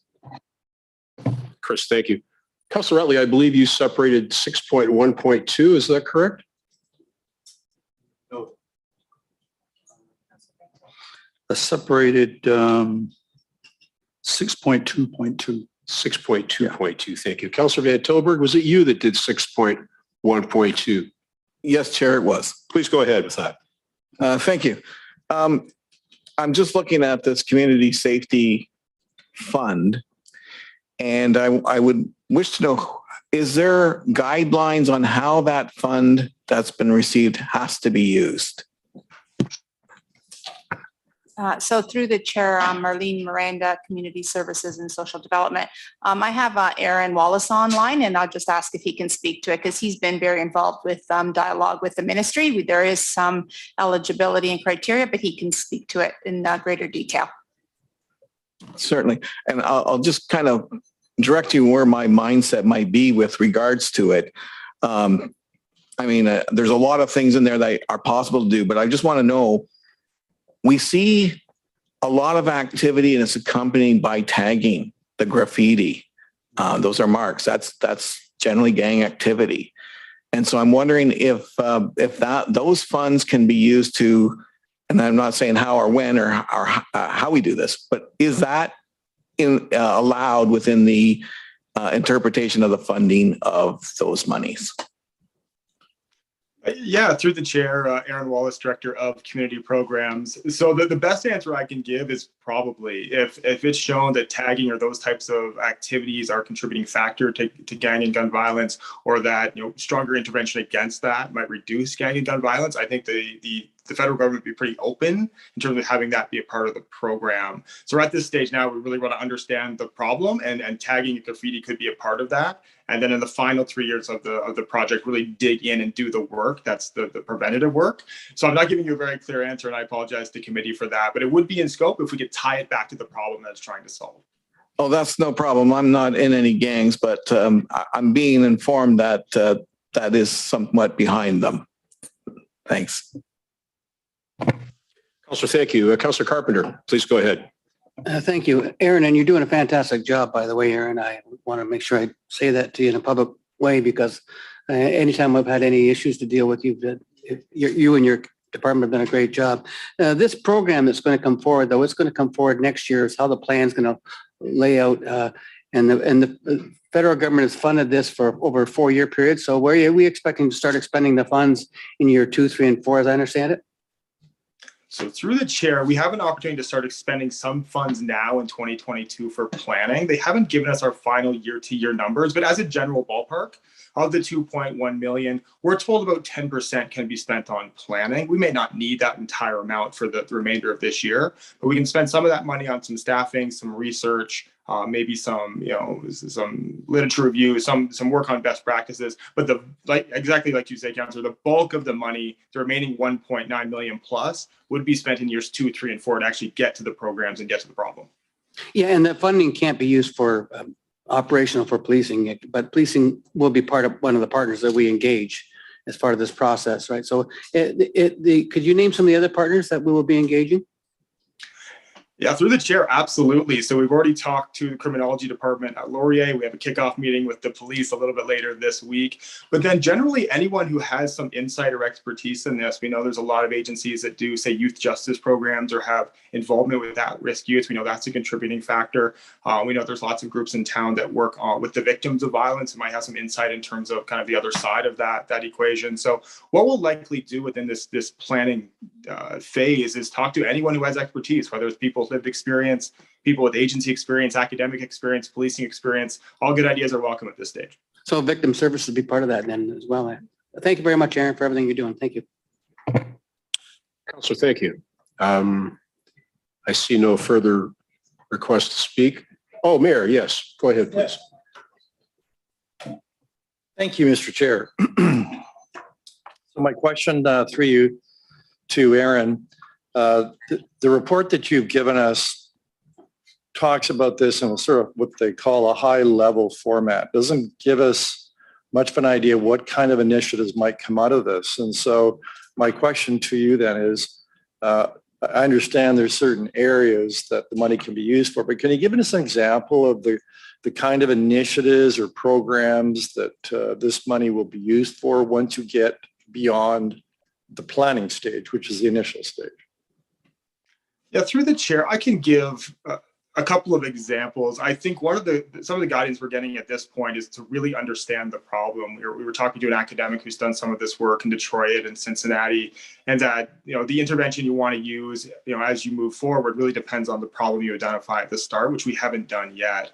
But just to give some examples, the funding could be used for counseling, more activities for youth. It could be used for kind of direct gang intervention for those that are involved in gangs or at risk of joining gangs. It could be used for better data systems to better understand the problem and track the problem. So it could be anything from kind of true blue social work, finding people who might be at risk or gang involved and doing that work with the individuals and families, all the way up to systems work about how we create, big picture programs, sustainability, data systems, information sharing, that kind of thing. So again, it's a fairly non-specific answer, but once we better understand the problem, we'll get back in front of council with a more detailed implementation plan.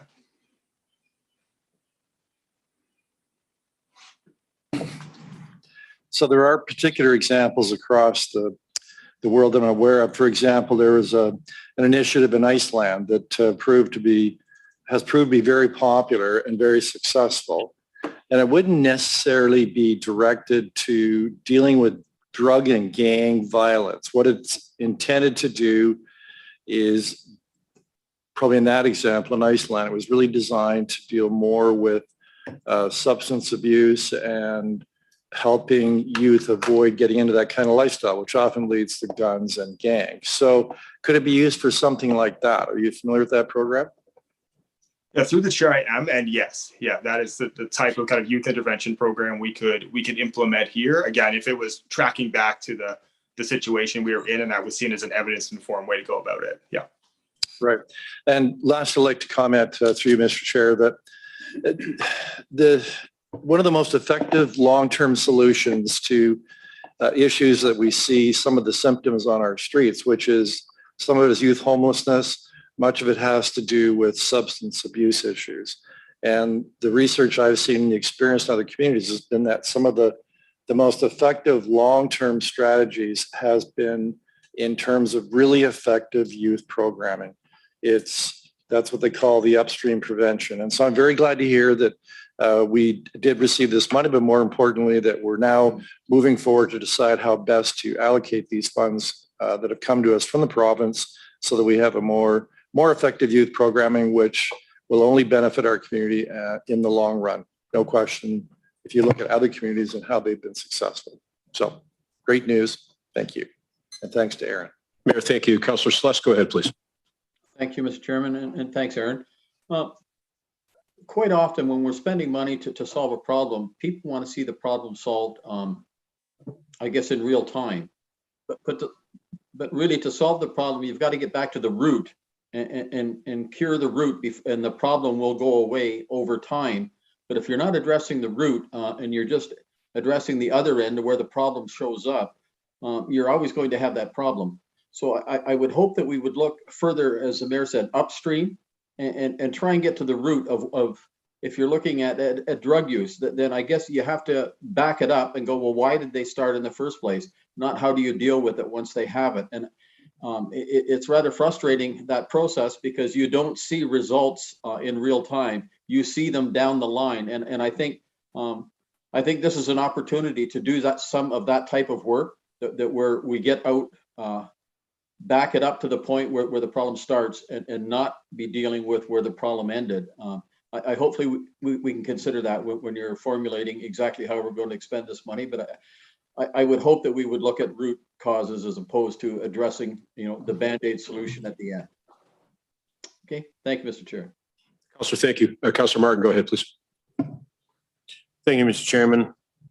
There's been a lot of talk about programs for youth, and it's very effective. And one of the things that we need to make sure that we consult with the cadet programs, the Sea Cadets, the Air Cadets, the Navy League, because these are programs that are free for the youth. And it's something that instills discipline and leadership in young people and helps them steer away from gangs. So I think that's something that we certainly need to encourage participation from those groups within the planning of this and ways that we can enhance those programs as well. So I think this has a lot of potential to do a lot of good. Councillor, thank you very much. Now we will go to the question.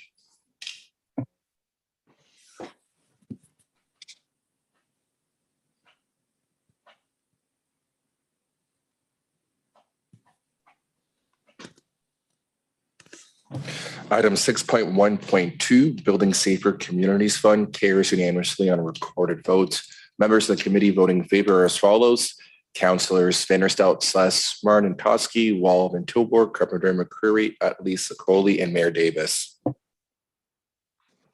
Thank you, Chris. Next up, separated 6.1.5, which is the Police Station Steering Committee report. I separated that, but I'll look to see if anybody else would like to go first. Seeing none, Councillor Carpenter, I'm starting my clock. I'll put you in the queue. Thank you. I just wanted to elaborate to some degree on what the steering committee has done. As directed by this council, we have set to work on hastening the process to arrive at a new police station. We've selected Elgin Street as the site. We had a meeting in the last week or so, and at that time, the consultant was given direction to abbreviate their period of study and activity so that we can get to the ground quicker with a shovel. So we'll be hearing back from them with respect to what the outcome of that exercise will be. We've been told that with respect to a $39 million budget, that it tends to shrink by $500,000 every month, I believe, was the prognosis given. So it's most important that we get on with it. I think the public has been interested in this project, not as interested in Costco, which is moving forward as we understand it, but for members of the committee who are not involved with that task force, that steering committee rather, that's a little more information for you. Councillor Carpenter, you have the floor. Go ahead. Thank you, Mr. Chairman. I know in the report we've got the appraisal of the current site. What was the cost of that appraisal? Do we have those numbers by any chance? Through the chair to you, Councillor Carpenter. Jennifer Elliott, Director of Engineering Services. I apologize, clarification, the cost of the appraisal itself or Yes. the appraisal of the property? The appraisal of the property, I think the appraisal came in at 10 million, but what was the actual cost to have the appraisal done? And do we have a budget? That? Just give me one quick second. Jennifer, Gord's We do on the have screen. Gord. Yep, Gord we do may have have. Gord. Gord will know that one quicker than I. Good evening, Gord Gavrilovich, Manager of Facilities Capital Development. Through the chair, that report cost us, I believe, $3,900. Okay, thank you very much. And is there a budget for the committee for further work? Through the chair to you, Councillor Carpenter. No, there is no budget for the task force. Okay, thank you. Further comment or question? Then let's go to the vote.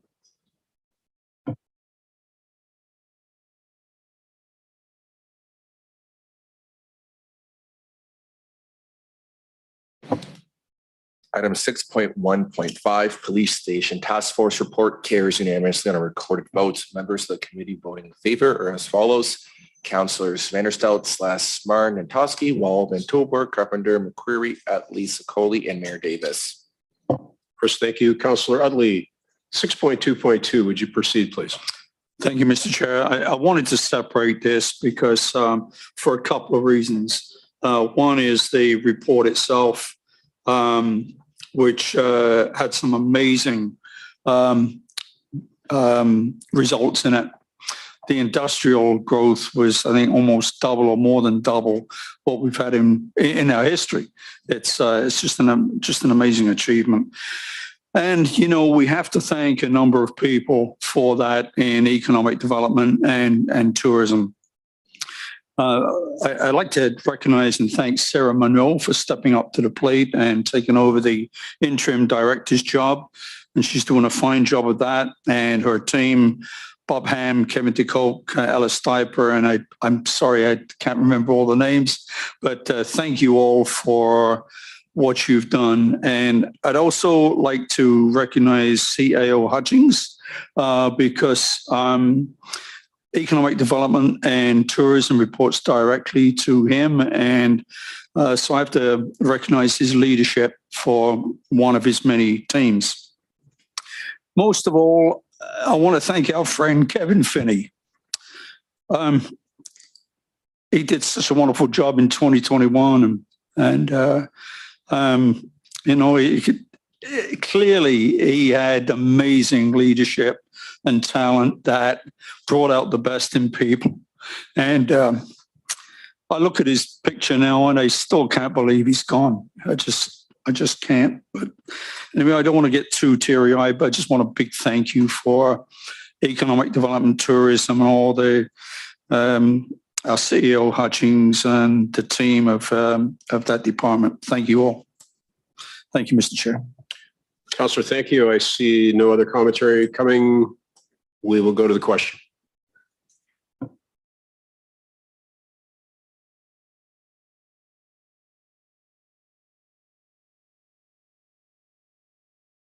Item 6.2.2, 2021 Economic Development and Tourism Department Year in Review carries unanimously on a recorded vote of 11-0. Members of the committee voting in favor are as follows: Councillors Vanderstel, Sless, Martin, Toski, Wall, Van Tilburg, Carpenter, McCreary, Lisa Coley, and Mayor Davis.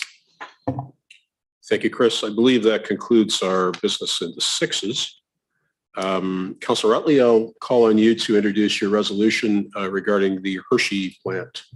Thank you very much, Mr. Chair. Moved by myself and seconded by my ward mate, Councillor John Sless. Whereas public transit provides essential and universal mobility to residents in urban areas. And whereas Brantford is undergoing an expansion of the industrial sector and introduction of new employers. And whereas the development of residences and industrial operations in the Northwest Business Park area will require access to transit services. And whereas the new Hershey Canada Inc. building is located at Oak Park Road and Hardy Road. And whereas Hershey Canada Inc. is a major employer in Brantford that community members will require convenient and safe access to via public transit. And whereas there is currently no Brantford transit stop located in close proximity to the entrance of Hershey Canada Inc. and other industrial developments in the area. And whereas staff have been working closely with the Hershey Canada Inc. team to provide interim service to the plant. And whereas the interim solution beginning on May the 2nd, 2022, introduced the Brantford Lift bus to drive workers from the current bus stop located on Hardy Road to Hershey Canada Inc. at no increase to the Brantford Transit operational budget. And whereas a permanent solution is required to provide transit service to the industrial area where Hershey Canada Inc. is located. Now therefore be it resolved that A, that the Director of Fleet and Transit be directed to continue engagement with the Hershey Canada Inc. team and all new industrial developments in the area to determine the permanent public transit needs for the area. And B, that any permanent changes required to service the area and associated operating costs be considered in the scope of the upcoming 2023 transit optimization study. If I may, Mr. Chair, I'd like to add a few comments.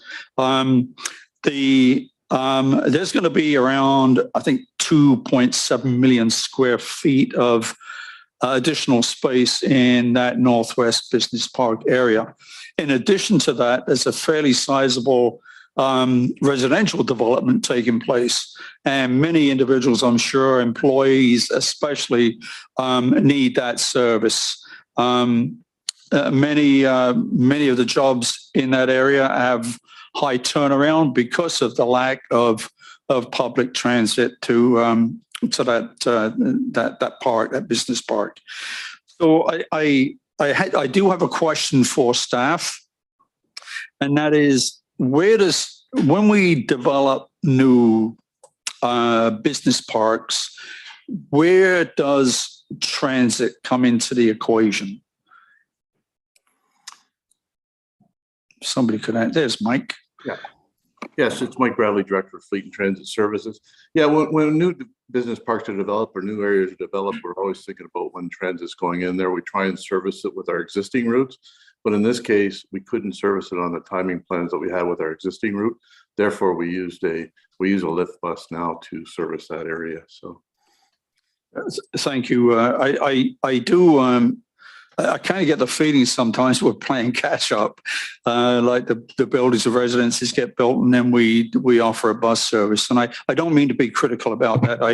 I think they're just suggesting that there'll be more earlier pre-planning so that you can budget for this extra service as it's being delivered. And the money's in the budget for you to do that. That's the intent. Thank you, Councillor. Thank you. Thank you, Mr. Chair. Councillor Sless, you have the floor. Thank you, Mr. Chair. Yes, actually, the Hershey reached out to Councillor Utley and myself, and we connected them with the appropriate staff to try and get something in there because they couldn't get their people from where they were to where they needed to be. But really Hershey is just the initiator of this. The problem is going to keep growing exponentially because as everyone on council knows, there's submissions coming in almost daily for expansion in that area and a lot of new development.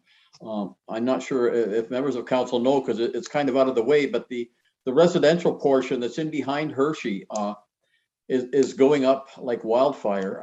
There's 4 families a week moving into this area. The homes are being completed and people are moving in, and that requires service. We've taken on this property and we've taken on the expansion and we're allowing it all to happen. So now it's incumbent on us to service it. It's a necessary service, and what we're doing now is good. It's keeping Hershey in business, but it certainly is a Band-Aid, and the Band-Aid needs to come off, and a permanent solution has to be found. So I wholeheartedly, I second this because I wholeheartedly believe it. It is in Councillor Utley in my ward, but it's affecting the entire city because we've got to get people to work and get them home after work, and it's not a matter of it would be a nice thing to do. It's a matter of something that has to be done if we're going to keep expanding and growing our tax base out in the industrial area. So I would hope everybody would support this. I think the timeline that's given, there's a study coming up in 2023. I think this is probably going to have to be sped up. I don't think that's going to address the problem. The problem is there already, and the problem is only going to get bigger. So I'm not sure waiting till 2023 to have a study done. I think you have to believe your eyes, and your eyes tell you that we need it now. So I would hope staff would have a look at that, see how we can accommodate or how we can adjust or how we can redeploy the resources that we do have and come up with exactly what we do need as far as financial wherewithal to be able to increase the service to a level that is required. So I'm certainly supportive of this, and I would go a step further and say we need to do much more, but this is a good first step. Thank you, Mr. Chair. Councillor, thank you. Councillor Sicoli, you have the floor. Go ahead, please. Yes, thank you. I do have some questions of staff. Hi, Mike. I do have some questions. So this is obviously very needed, the Hardy Road to the Hershey plant. Do we have the fleet? Do we have the capability to add this? I know that that it began on May 2nd, but what sort of impact have we seen to the rest of the city by adding this additional? We probably do, through the chair, we do have sufficient buses to do this at the present time. I mean, our fleet of specialized buses are sort of underutilized now since COVID. Our ridership has been down. So we've been able to bring that bus in and service this area like this. And a lot of municipalities use their smaller buses to bring new developments in until they can permanently bring in a full bus service by utilizing their specialized transit buses to bring them out to current route bus stops. So this is something that's been done in other municipalities as well. So. Okay, and I see that we're doing the transit optimization study in 2023. It's my understanding that that's to happen in Q3 or Q4 of 2023. Is that accurate? That's correct. That is what we have it scheduled for now. So we hope to get it planned and an RFP out early in 2023 and have something completed by the end of 2023. As far as looking at our total route structure and how to service some of these other areas that are building up. So. Now, do you believe that it would be a benefit to you to expedite that to Q3 or Q4 of 2022? We could. The funds aren't there right now. If the funds were there, we would start it, but it probably wouldn't be completed until the middle of Q23. So we'd be still looking at numbers to go into 2024 to do any expansions to our transit system at that time. Okay. But there's opportunities to keep utilizing our specialized buses to service those areas until they're built out fully, until we can get our conventional buses into those areas. Okay, so there's nothing we could do here today for you that would expedite our transit optimization study for you to start looking at efficiencies within the city for our transit system? I mean, the earlier we start it, the earlier we will have some results, but I don't know if it'll expedite anything for budget planning into 2023 at this point. Okay. Thank you so much. That's everything I have. Councillor, thank you. Let me see here. Councillor Carpenter, go ahead, please. Thank you, Mr. Chair. Thanks, Mike. Mike, when was the last time we did an optimization study? Through the chair, Councillor Carpenter, we did one we completed in 2016. 2016, and we really didn't implement all the recommendations in that study, if I recall. No, we did not. In fact, we didn't implement, we implemented some of them, but very few. Very few, and actually we were going to implement one, and because the funding was removed. Funding wasn't available. And Mike, are we in our development charges, are we capitalizing on our development charges to collect as much for transit as we are possibly allowed under the regulations for that? I don't have the definite answer, but I believe we are, and that funding can be used for expansion of our transit capital funding for buses and stops and so on. So, but not operating.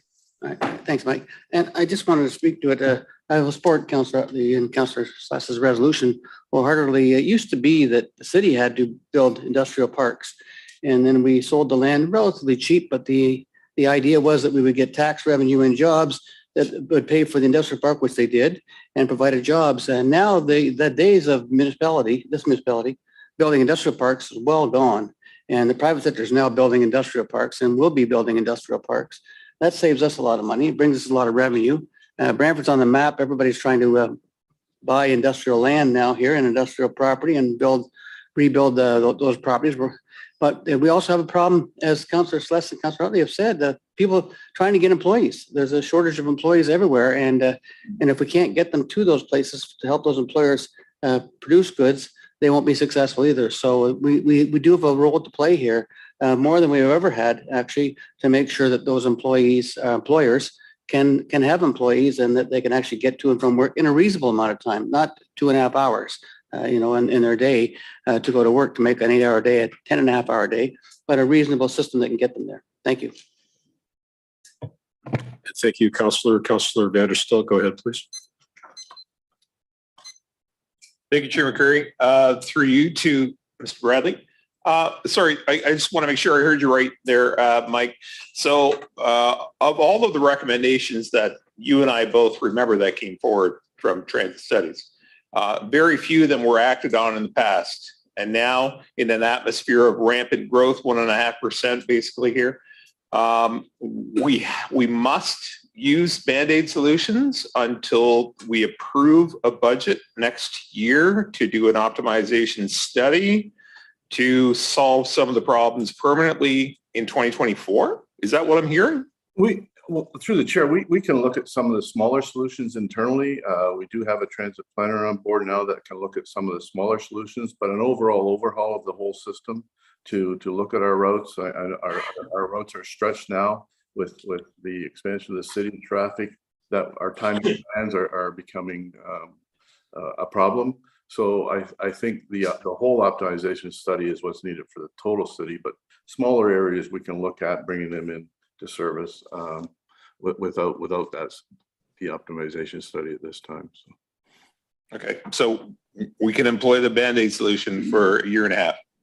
Yeah, I think the Band-Aid solution is a good solution until those areas are fully developed, that we can use a service such as our lift buses to bring those residents and businesses out to our conventional stops now. So that is a good solution, and it's an easy fix when those developments take place.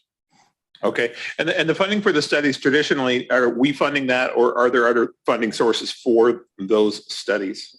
I believe we funded it in the past, but we always look for any types of grants to improve our capital projects, and this one might be eligible for some of the ICIT funding that's out there. We'll definitely look into that, and if that's available, we'll use other funding than our own funding. Okay, thanks so much, Mike. Thank you, Mr. Chair. Councillor, thank you. Councillor Utley, your second opportunity is at hand. Thank you very much, Mr. Chair. I do want to recognize Ellie van der Meede, who acted on the interim service in a hurry. I think she did an excellent job of that. And who knows, if it's working out right, it could be a permanent solution. So I think it's, we would just have to look at what works, what doesn't, what's cost effective. And what the whole thing I'm worried about most is that, there are people working in that area that don't have a car, obviously.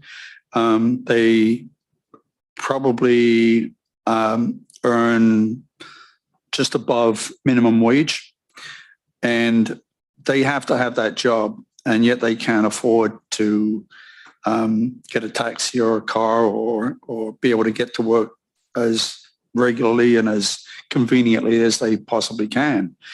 So, I try and put myself in their shoes, and, in the winter months, I can see young people, maybe some elderly people as well, like me, walking from Hershey up to the corner. That's a pretty good hike, especially in the winter, if it's cold, if it's raining. I'm not sure about the lighting in that area, but there could be some, potential danger as well. So I think in these developments, we need to make it as convenient as possible for these people, and we need to make that decision as a council, and support those that can't always support themselves. Thank you, Mr. Chair. Thank you, Councillor Utley. Councillor Wall, I'm sorry, I should have gone to you earlier prior to second speakers. You have the floor, sir. Thank you, Councillor McCurry, and no problem. I always enjoy hearing Councillor Utley speak so eloquently about something he's so passionate about. Okay, so this isn't just got my wheels turning about bus stops, because you'll often see, especially on social media, posts pop up with people complaining about transit. Just either the bus stop's not close enough or it's too far away. One, for staff, is there a list of upcoming bus stops publicly accessible, or probably not, but basically where would people who live in our community who have issues with transit go if they wanted to see what kind of improvements were being made? Second, this seems like a bit of a convoluted process to get a bus stop for a factory out there. I mean, 2 ward councillors having to be approached by the business owner saying, hey, we need a bus stop, and then a motion coming to council. And I mean, I'm thankful they have ward councillors who will do this work, but there's got to be an easier way for somebody to request a bus stop. So I was wondering, how would you do that if you were just somebody, you wanted to talk to your employer about making transit easier? And then my third question is there a plan to make any fundamental or major changes to Brantford Transit in the near future? Those are my 3 questions. Through the chair, if I can remember those questions. There is a plan to our optimization study is a plan to look at the whole transit as a whole. The other thing I meant to mention is we're waiting for our fare box system to come into place, which will be coming into place later on this year, which will provide us on-off counts on our buses, so we know where our passengers are getting on and off at certain bus stops, whether we still need those bus stops there, or whether we even need to go into those areas so that we can optimize our routes. I'm sorry, what was the other questions that you mentioned? Where would the average citizen go to, one, get information about buses and bus stops and potential changes? And then the second would be, what, beyond going to your ward councillor and having them draft up a motion to create a bus stop, what is the standard procedure if somebody wanted to request a bus stop? So through the chair, all our routes and bus stops are online, or we have maps at the terminal that are available for all our routes. To have a new bus stop put into place, one, our bus would have to be at least going by that area before we could put a bus stop in, such as the Hershey plant. Our buses weren't going into that area. In order to put a bus stop in there, first of all, we couldn't turn around in that area because the roads aren't fully developed. And secondly, to put our current bus out there, it would throw off our timing plan to bring that bus back to the terminal to meet all the other buses that are for those timings. So to request a bus stop, it depends on whether it's on a current route or not. As far as accessible, Bus stops, I mean, we're in the process of making all our bus stops accessible before 2025. We're currently working on a lot of our shelters and replacing our shelters at current bus stops that have been dilapidated over the last few years. So we're doing a number of those this year. You'll see construction around and see those new shelters up probably by the end of this year. Amazing. Thank you. Councillor Wall, thank you. Councillor Sicoli, go ahead, please. Yes, thank you, Chair McCurry. So I'm happy to support this, but I struggle with the fact that I think the single route is more of a Band-Aid on a gunshot wound. I think we have a lot of investigating to do here, and Councillor Vanderstelt and I hear of a lot of Ward 1 constituents that are reaching out, telling us that it takes just as long, to take a bus from West Brant to the Via Rail as it does to take the Via Rail to Toronto. So I think we have some investigating to do here. I'm very happy to see that the transit optimization study is taking place in 2023, but I'm going to propose an amendment seeking a seconder or hoping that it's friendly. And I just want to add to point B here that the transit optimization study take place in Q1 of 2023. I don't want to see this kick down the road any further. I think we do need to investigate our routes. I think we do need to make sure that the routes still make sense given the growth that we've experienced in Brantford in the last decade, or since our last optimization study. So I would like to see that this happen in Q1 of 2023, that we can move forward to better serve our constituents.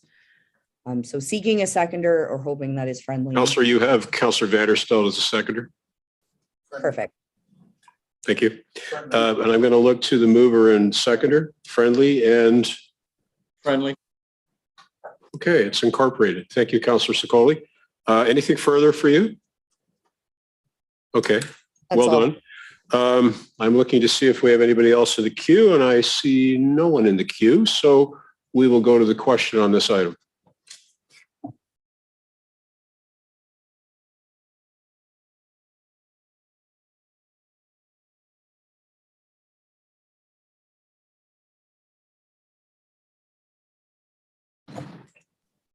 Item 7.2, transit service to Hershey Chocolate Plant carries unanimously with the friendly amendment on recorded vote of 11-0.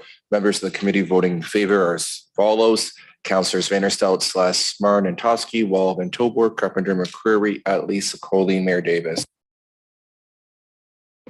Chris, thank you. We're on to item 7.3. Councillor Sicoli, could you introduce your resolution regarding cricket facilities and tell us who your seconder is?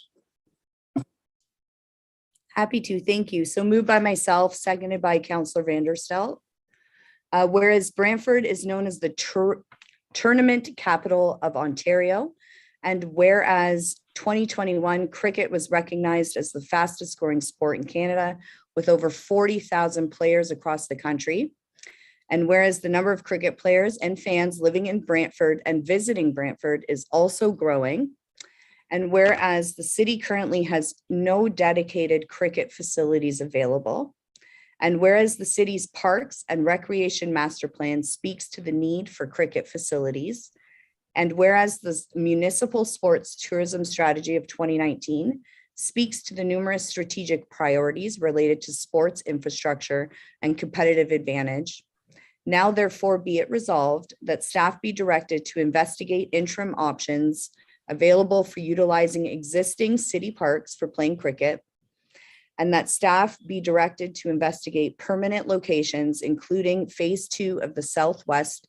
Community Center and Park, where cricket can safely be played with a potential equipment storage, and that staff be directed to report back to council on locations and capital and/or operational impacts for the permanent locations by Q3 of 2022. And if I may, Mr. Chair, so despite the city having several cricket leagues here, and like I said in my resolution, over 40,000 cricket players nationally, Brantford continues to offer no cricket facilities to our community members. Both our Parks and Recs master plan and as well as the tourism master plan speak to enhancing our ability to facilitate tourism via tournaments, sports tournaments, and our ability to facilitate our cricket players here in town. So this resolution comes to me as a result of quite a few emails that I've received from constituents in Ward 1, as well as many league players of our various cricket leagues here in Brantford. They're looking for currently they're using makeshift cricket fields here in town. So they're bringing these giant mats, they have nowhere to store them, and we would like to be able to offer some facilities, specifically looking at the Southwest Sports Complex. So today I'm just asking council to support myself and Councillor van der Stelt in further investigating our cricket facilities here in our communities for our community members. And that's all I have. Thank you. Councillor, thank you. I see Councillor Otoski is in the queue. Go ahead, please. Thank you, Mr. Chair. I want to thank Councillor Sicoli for expanding on that a little bit, that there really is a need locally. We have 3 cricket leagues, which I was not aware of, because originally I was going to say, well, this is fairly general. I know it's growing, but I was going to ask to say, can we see how much we need it? But it sounds like we already have this existing. So thank you for that addition, Councillor Sicoli, and I'm always in favor of doing whatever we can for recreation for our communities. So I'm certainly going to support further investigation into this to see what we need and what it'll cost and how we can support our residents that want to enjoy their choice of recreation. Thank you. Councillor, thank you. And Councillor Wall is in the queue next. Thank you, Councillor McCurry. Cricket, how exciting. What a great motion. In the last couple of years, I have been just gobsmacked with the amount of sports that are here in this community, just in every facet. Even Mohawk Park has a Frisbee golf course. Frisbee golf in Mohawk Park. If you didn't know about it, there are so many Frisbee golf players in our community. But honestly, cricket is a sport that's played all over the world. And why wouldn't it be played here in Brantford? Like Councillor Antoski, I had no idea of the demand. And Councillor Sicoli's not saying let's build a cricket field? No. Pitch, a cricket pitch. Thank you, Councillor Martin. She's saying let's investigate doing it, because if there's a demand for it, yeah, we are the tournament capital. And yeah, if there are going to be people who are going to play this, then maybe the municipality can find a way to work with those people. I'm excited to see where this goes. Cricket. Who would have thought? Frisbee golf, Mohawk Park. Pretty cool. Anyway, thanks. I don't know how we could top that. Councillor Ratley, you're next. Thank you, Mr. Chair. Cricket. Cool, blimey. Next thing you know, we'll be having sausage and mash and fish and chips. So, anyway, this is a great activity. I'll have to dig out my old bat and some pads and a cap and so on. So, got a laugher. Thank you. Thank you for that, Councillor Ratley.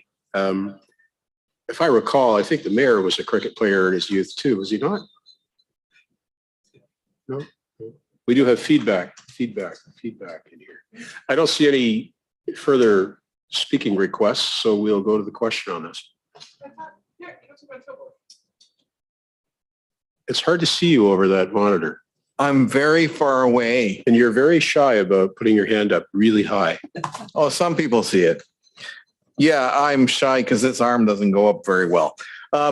Yeah, I'm going to show my age here, but I remember back in the day down by the old Spaldings in like the 70s, there were lots of cricket games happening, and often from migrant workers from Jamaica and that come into play. So my question to staff is, where have these leagues been playing as of recent?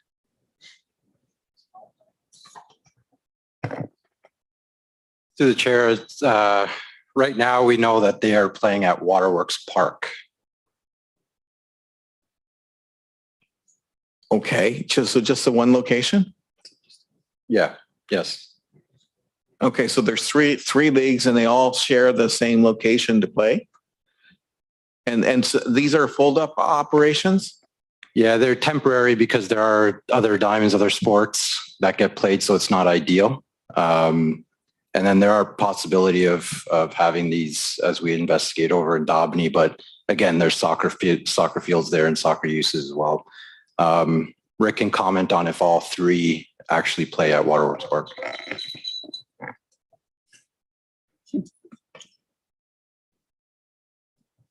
Thank you very much. Rick Cox, Director of Parks and Facility Services. General Manager Hans is correct. All of the games are currently played at Waterworks Park. Through the chair, the team or the events take a fair amount of time and attract a number of people. And because there are 3 leagues, there is some conflict, especially since the cricket pitch also takes over the other 2. You can't use the other 2 soccer and ball diamonds when cricket is in there. As well, the existing cricket infrastructure that is there is in the outfield of the ball field. So it affects the play of ball on the field. We are looking to see if we can accommodate movable nets for the soccer at Dobney, which would be able to be moved aside to create a big enough open space for relatively, not a full-size cricket pitch, but big enough.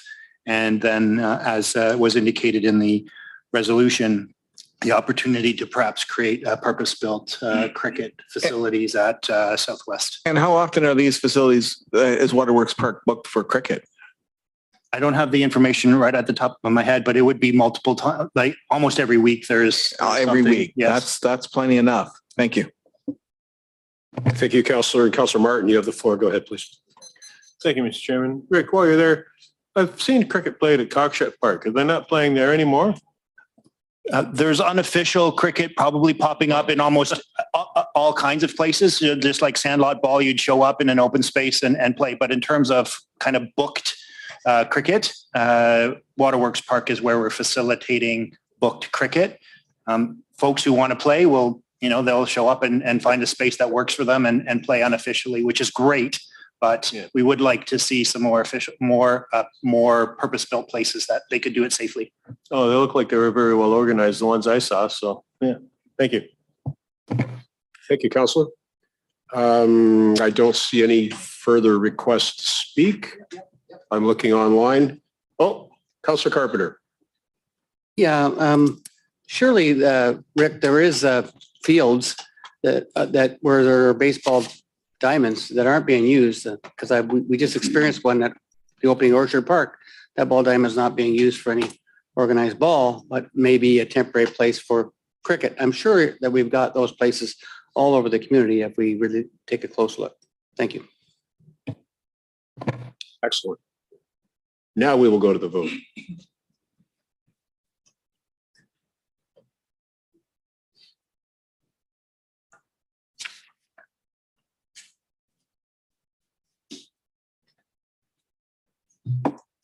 Item 7.3, cricket facilities, carries unanimously on recorded vote. Members of the committee voting in favor are as follows: Councillors Vanderstout, Spahn, and Toski, Wall, Van Tilburg, Carpenter, McCreary, Atlee, Sokoli, and Mayor Davis. Chris, thank you. We're on to item 7.4. Councillor Antosky, could you introduce your resolution and tell us who your seconder is, please? Thank you, Mr. Chair. Moved by myself and seconded by Councillor Carpenter. Whereas Silverbridge Park entrances include Dante Crescent, Ludlow Crescent, and Gillen Road. And whereas the entrances from these locations are not user-friendly and have no pathway connectivity to the playground. And whereas the park is used by all ages, from children to active seniors. And whereas the detailed design is currently underway for playground and pathway improvements with construction in 2023. And whereas the users of the park have reached out to the ward councillors requesting that pathways be constructed to allow for better accessibility, now therefore be resolved, A, that staff be directed to implement an asphalt walking path this year from Dante Crescent and Ludlow Crescent and to terminate the path at reasonable location as to not impact the future installation of the new playground. And B, that staff be directed to complete maintenance to the playground area, including sand and hazard identification prior to reconstruction of the playground occurring in 2023. And just speaking to it, Mr. Chair, staff has been quite responsive to this. The neighborhood, as you heard me speak to this last time this was up, is have lost their patience in waiting for some upgrades there. There's been quite a turnover in demographics. There are a lot of young families with strollers, and there's a lot of retired seniors, so there's mobility issues as well. And the playground is right in the middle of a grassed area, and there's no safe access to it through using some of these devices. The residents are very happy with some of the maintenance that has been done recently, so I want to thank staff for that. There's been some cleanup to make it a little bit safer, put some more safe sand in the box and clean it up a little bit. And they've looked at what the plan is looking to be. So they think that staff believes that we can safely do this, bring it in far enough to get people close to where the new development of the playground will be, and then finish the connectivity of the paths at that time. But at least this will get people in to being able to use it more frequently and more safely now. So we're looking, the ward councillors for Ward 4 are looking for unanimous support on this, please. Councillor, thank you. Councillor Carpenter, go ahead, please. I'm going to say it before you do, Mr. Chairman. This is a long outstanding issue in Ward 4 that needs to be resolved. And I know you get a kick out of saying that from time to time. And staff have met on site. Mr. Cox has met with us. We had met with the residents as well. And they know the process going forward for a new playground equipment, how long that's going to take. But this is just a sort of a short-term fix without going over having to redo that. What is in this resolution twice. We'll only have to do that once. It won't interfere with going forward where we're going to do the new park development. As well, while I'm on the subject, we also have a concern in that same area, and that's why we've added the school board on there as well to recognize the school board as being part of that process. We have a difficulty with Banbury School that it's attached to the back of that park. The school is part of that playground equipment. The parking is a problem on Banbury, and there is an opportunity off of Gillen to make what could be what is deemed by most schools now as a kiss and drop. You drop the kids off on a circle, and off the street, there's an opportunity to put that as part of that parkland development with the school board's support, and that make the whole neighborhood safer for the kids being dropped off for school as well as part of the park program. Thank you. Thank you, Councillor. Let's go to the vote.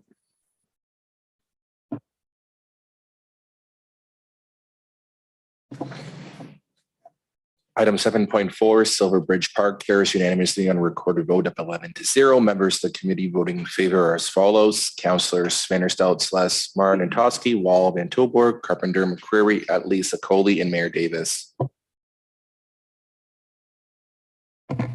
First, thank you. I'm going to ask the mayor now to assume the chair while I bring forward a resolution. Yes, I understand, Councillor Curley, you have a resolution you'd like to bring that has not had any prior notice. So of course it does require a notice of motion to waive the rules. So would you please read your motion to waive the rules in full and state your seconder, please? I shall indeed, Mayor. And I'll start the clock since I have the timer. Councillor Carpenter is my seconder. And the resolution reads as follows: that section 1511-5 of the procedural bylaw be waived in order to introduce a notice of motion as a resolution without prior notice.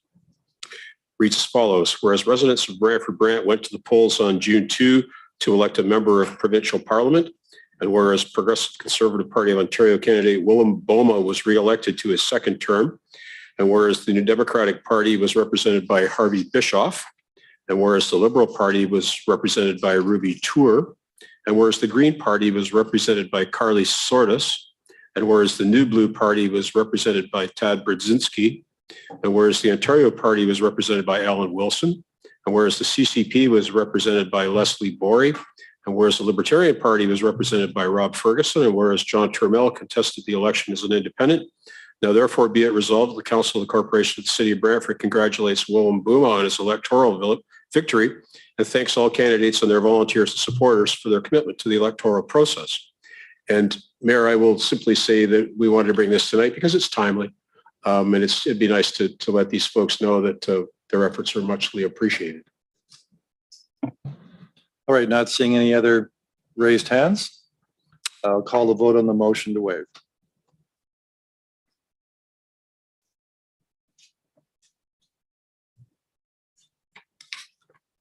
Motion to waive the rules carries unanimously on recorded vote of 11-0. Members of the committee voting in favor are as follows: Councillors Vanderstout, Sluss, Martin, Toski, Wall, Van Tilburg, Carpenter, McCreary, Lisa Coley, and Mayor Davis.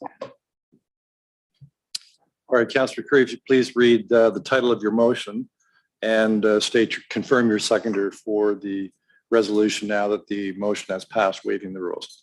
I shall indeed, Mayor. Again, my seconder is Councillor Carpenter, and the resolution respects the election which was held in the last few days. And this is something that we've typically come to do. Councillor Carpenter has always seconded these. I've moved them. A way of showing those who contest elections at the federal and provincial level, those who support them, those who donate money to them, those that work their tuchuses off on the phones and at the polls and knocking on doors. And we've all experienced that. And we know what a dedication that it demonstrates by these folks. We know the hard work that's involved in that. And this is a small way in which we can say to these folks, not only, the electors respect what they did, but we who serve our constituents in this community want to make sure that this community as a whole expresses their heartfelt thanks to these folks for going through the process. And we can just do a little recognition here tonight for that, Mayor. Thank you. Any further discussion? Seeing no raised hands.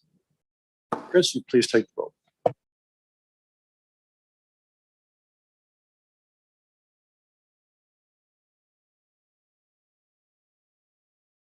Item 7.5, 2022 provincial election carries unanimously on recorded vote. Members of the committee voting in favor are as follows: Councillors Vanderstout, Sluss, Martin, Toski, Wall, Van Tilburg, Carpenter, McCreary, Lisa Coley, and Mayor Davis. Back to you, Chair McCreary. Mayor, and thank you very much for ably filling in for me in my absence from the chair. We have one further piece of business tonight, and I'm going to go to Councillor Sluss to introduce his notice of motion for us, please. Yes, the heading is Grand River Avenue speed cushions. Councillor, thank you very much. Thanks to everybody that tuned in to watch tonight and turned up here at the council chamber. Thanks to members of the committee and staff. We are adjourned. We'll see you again next week.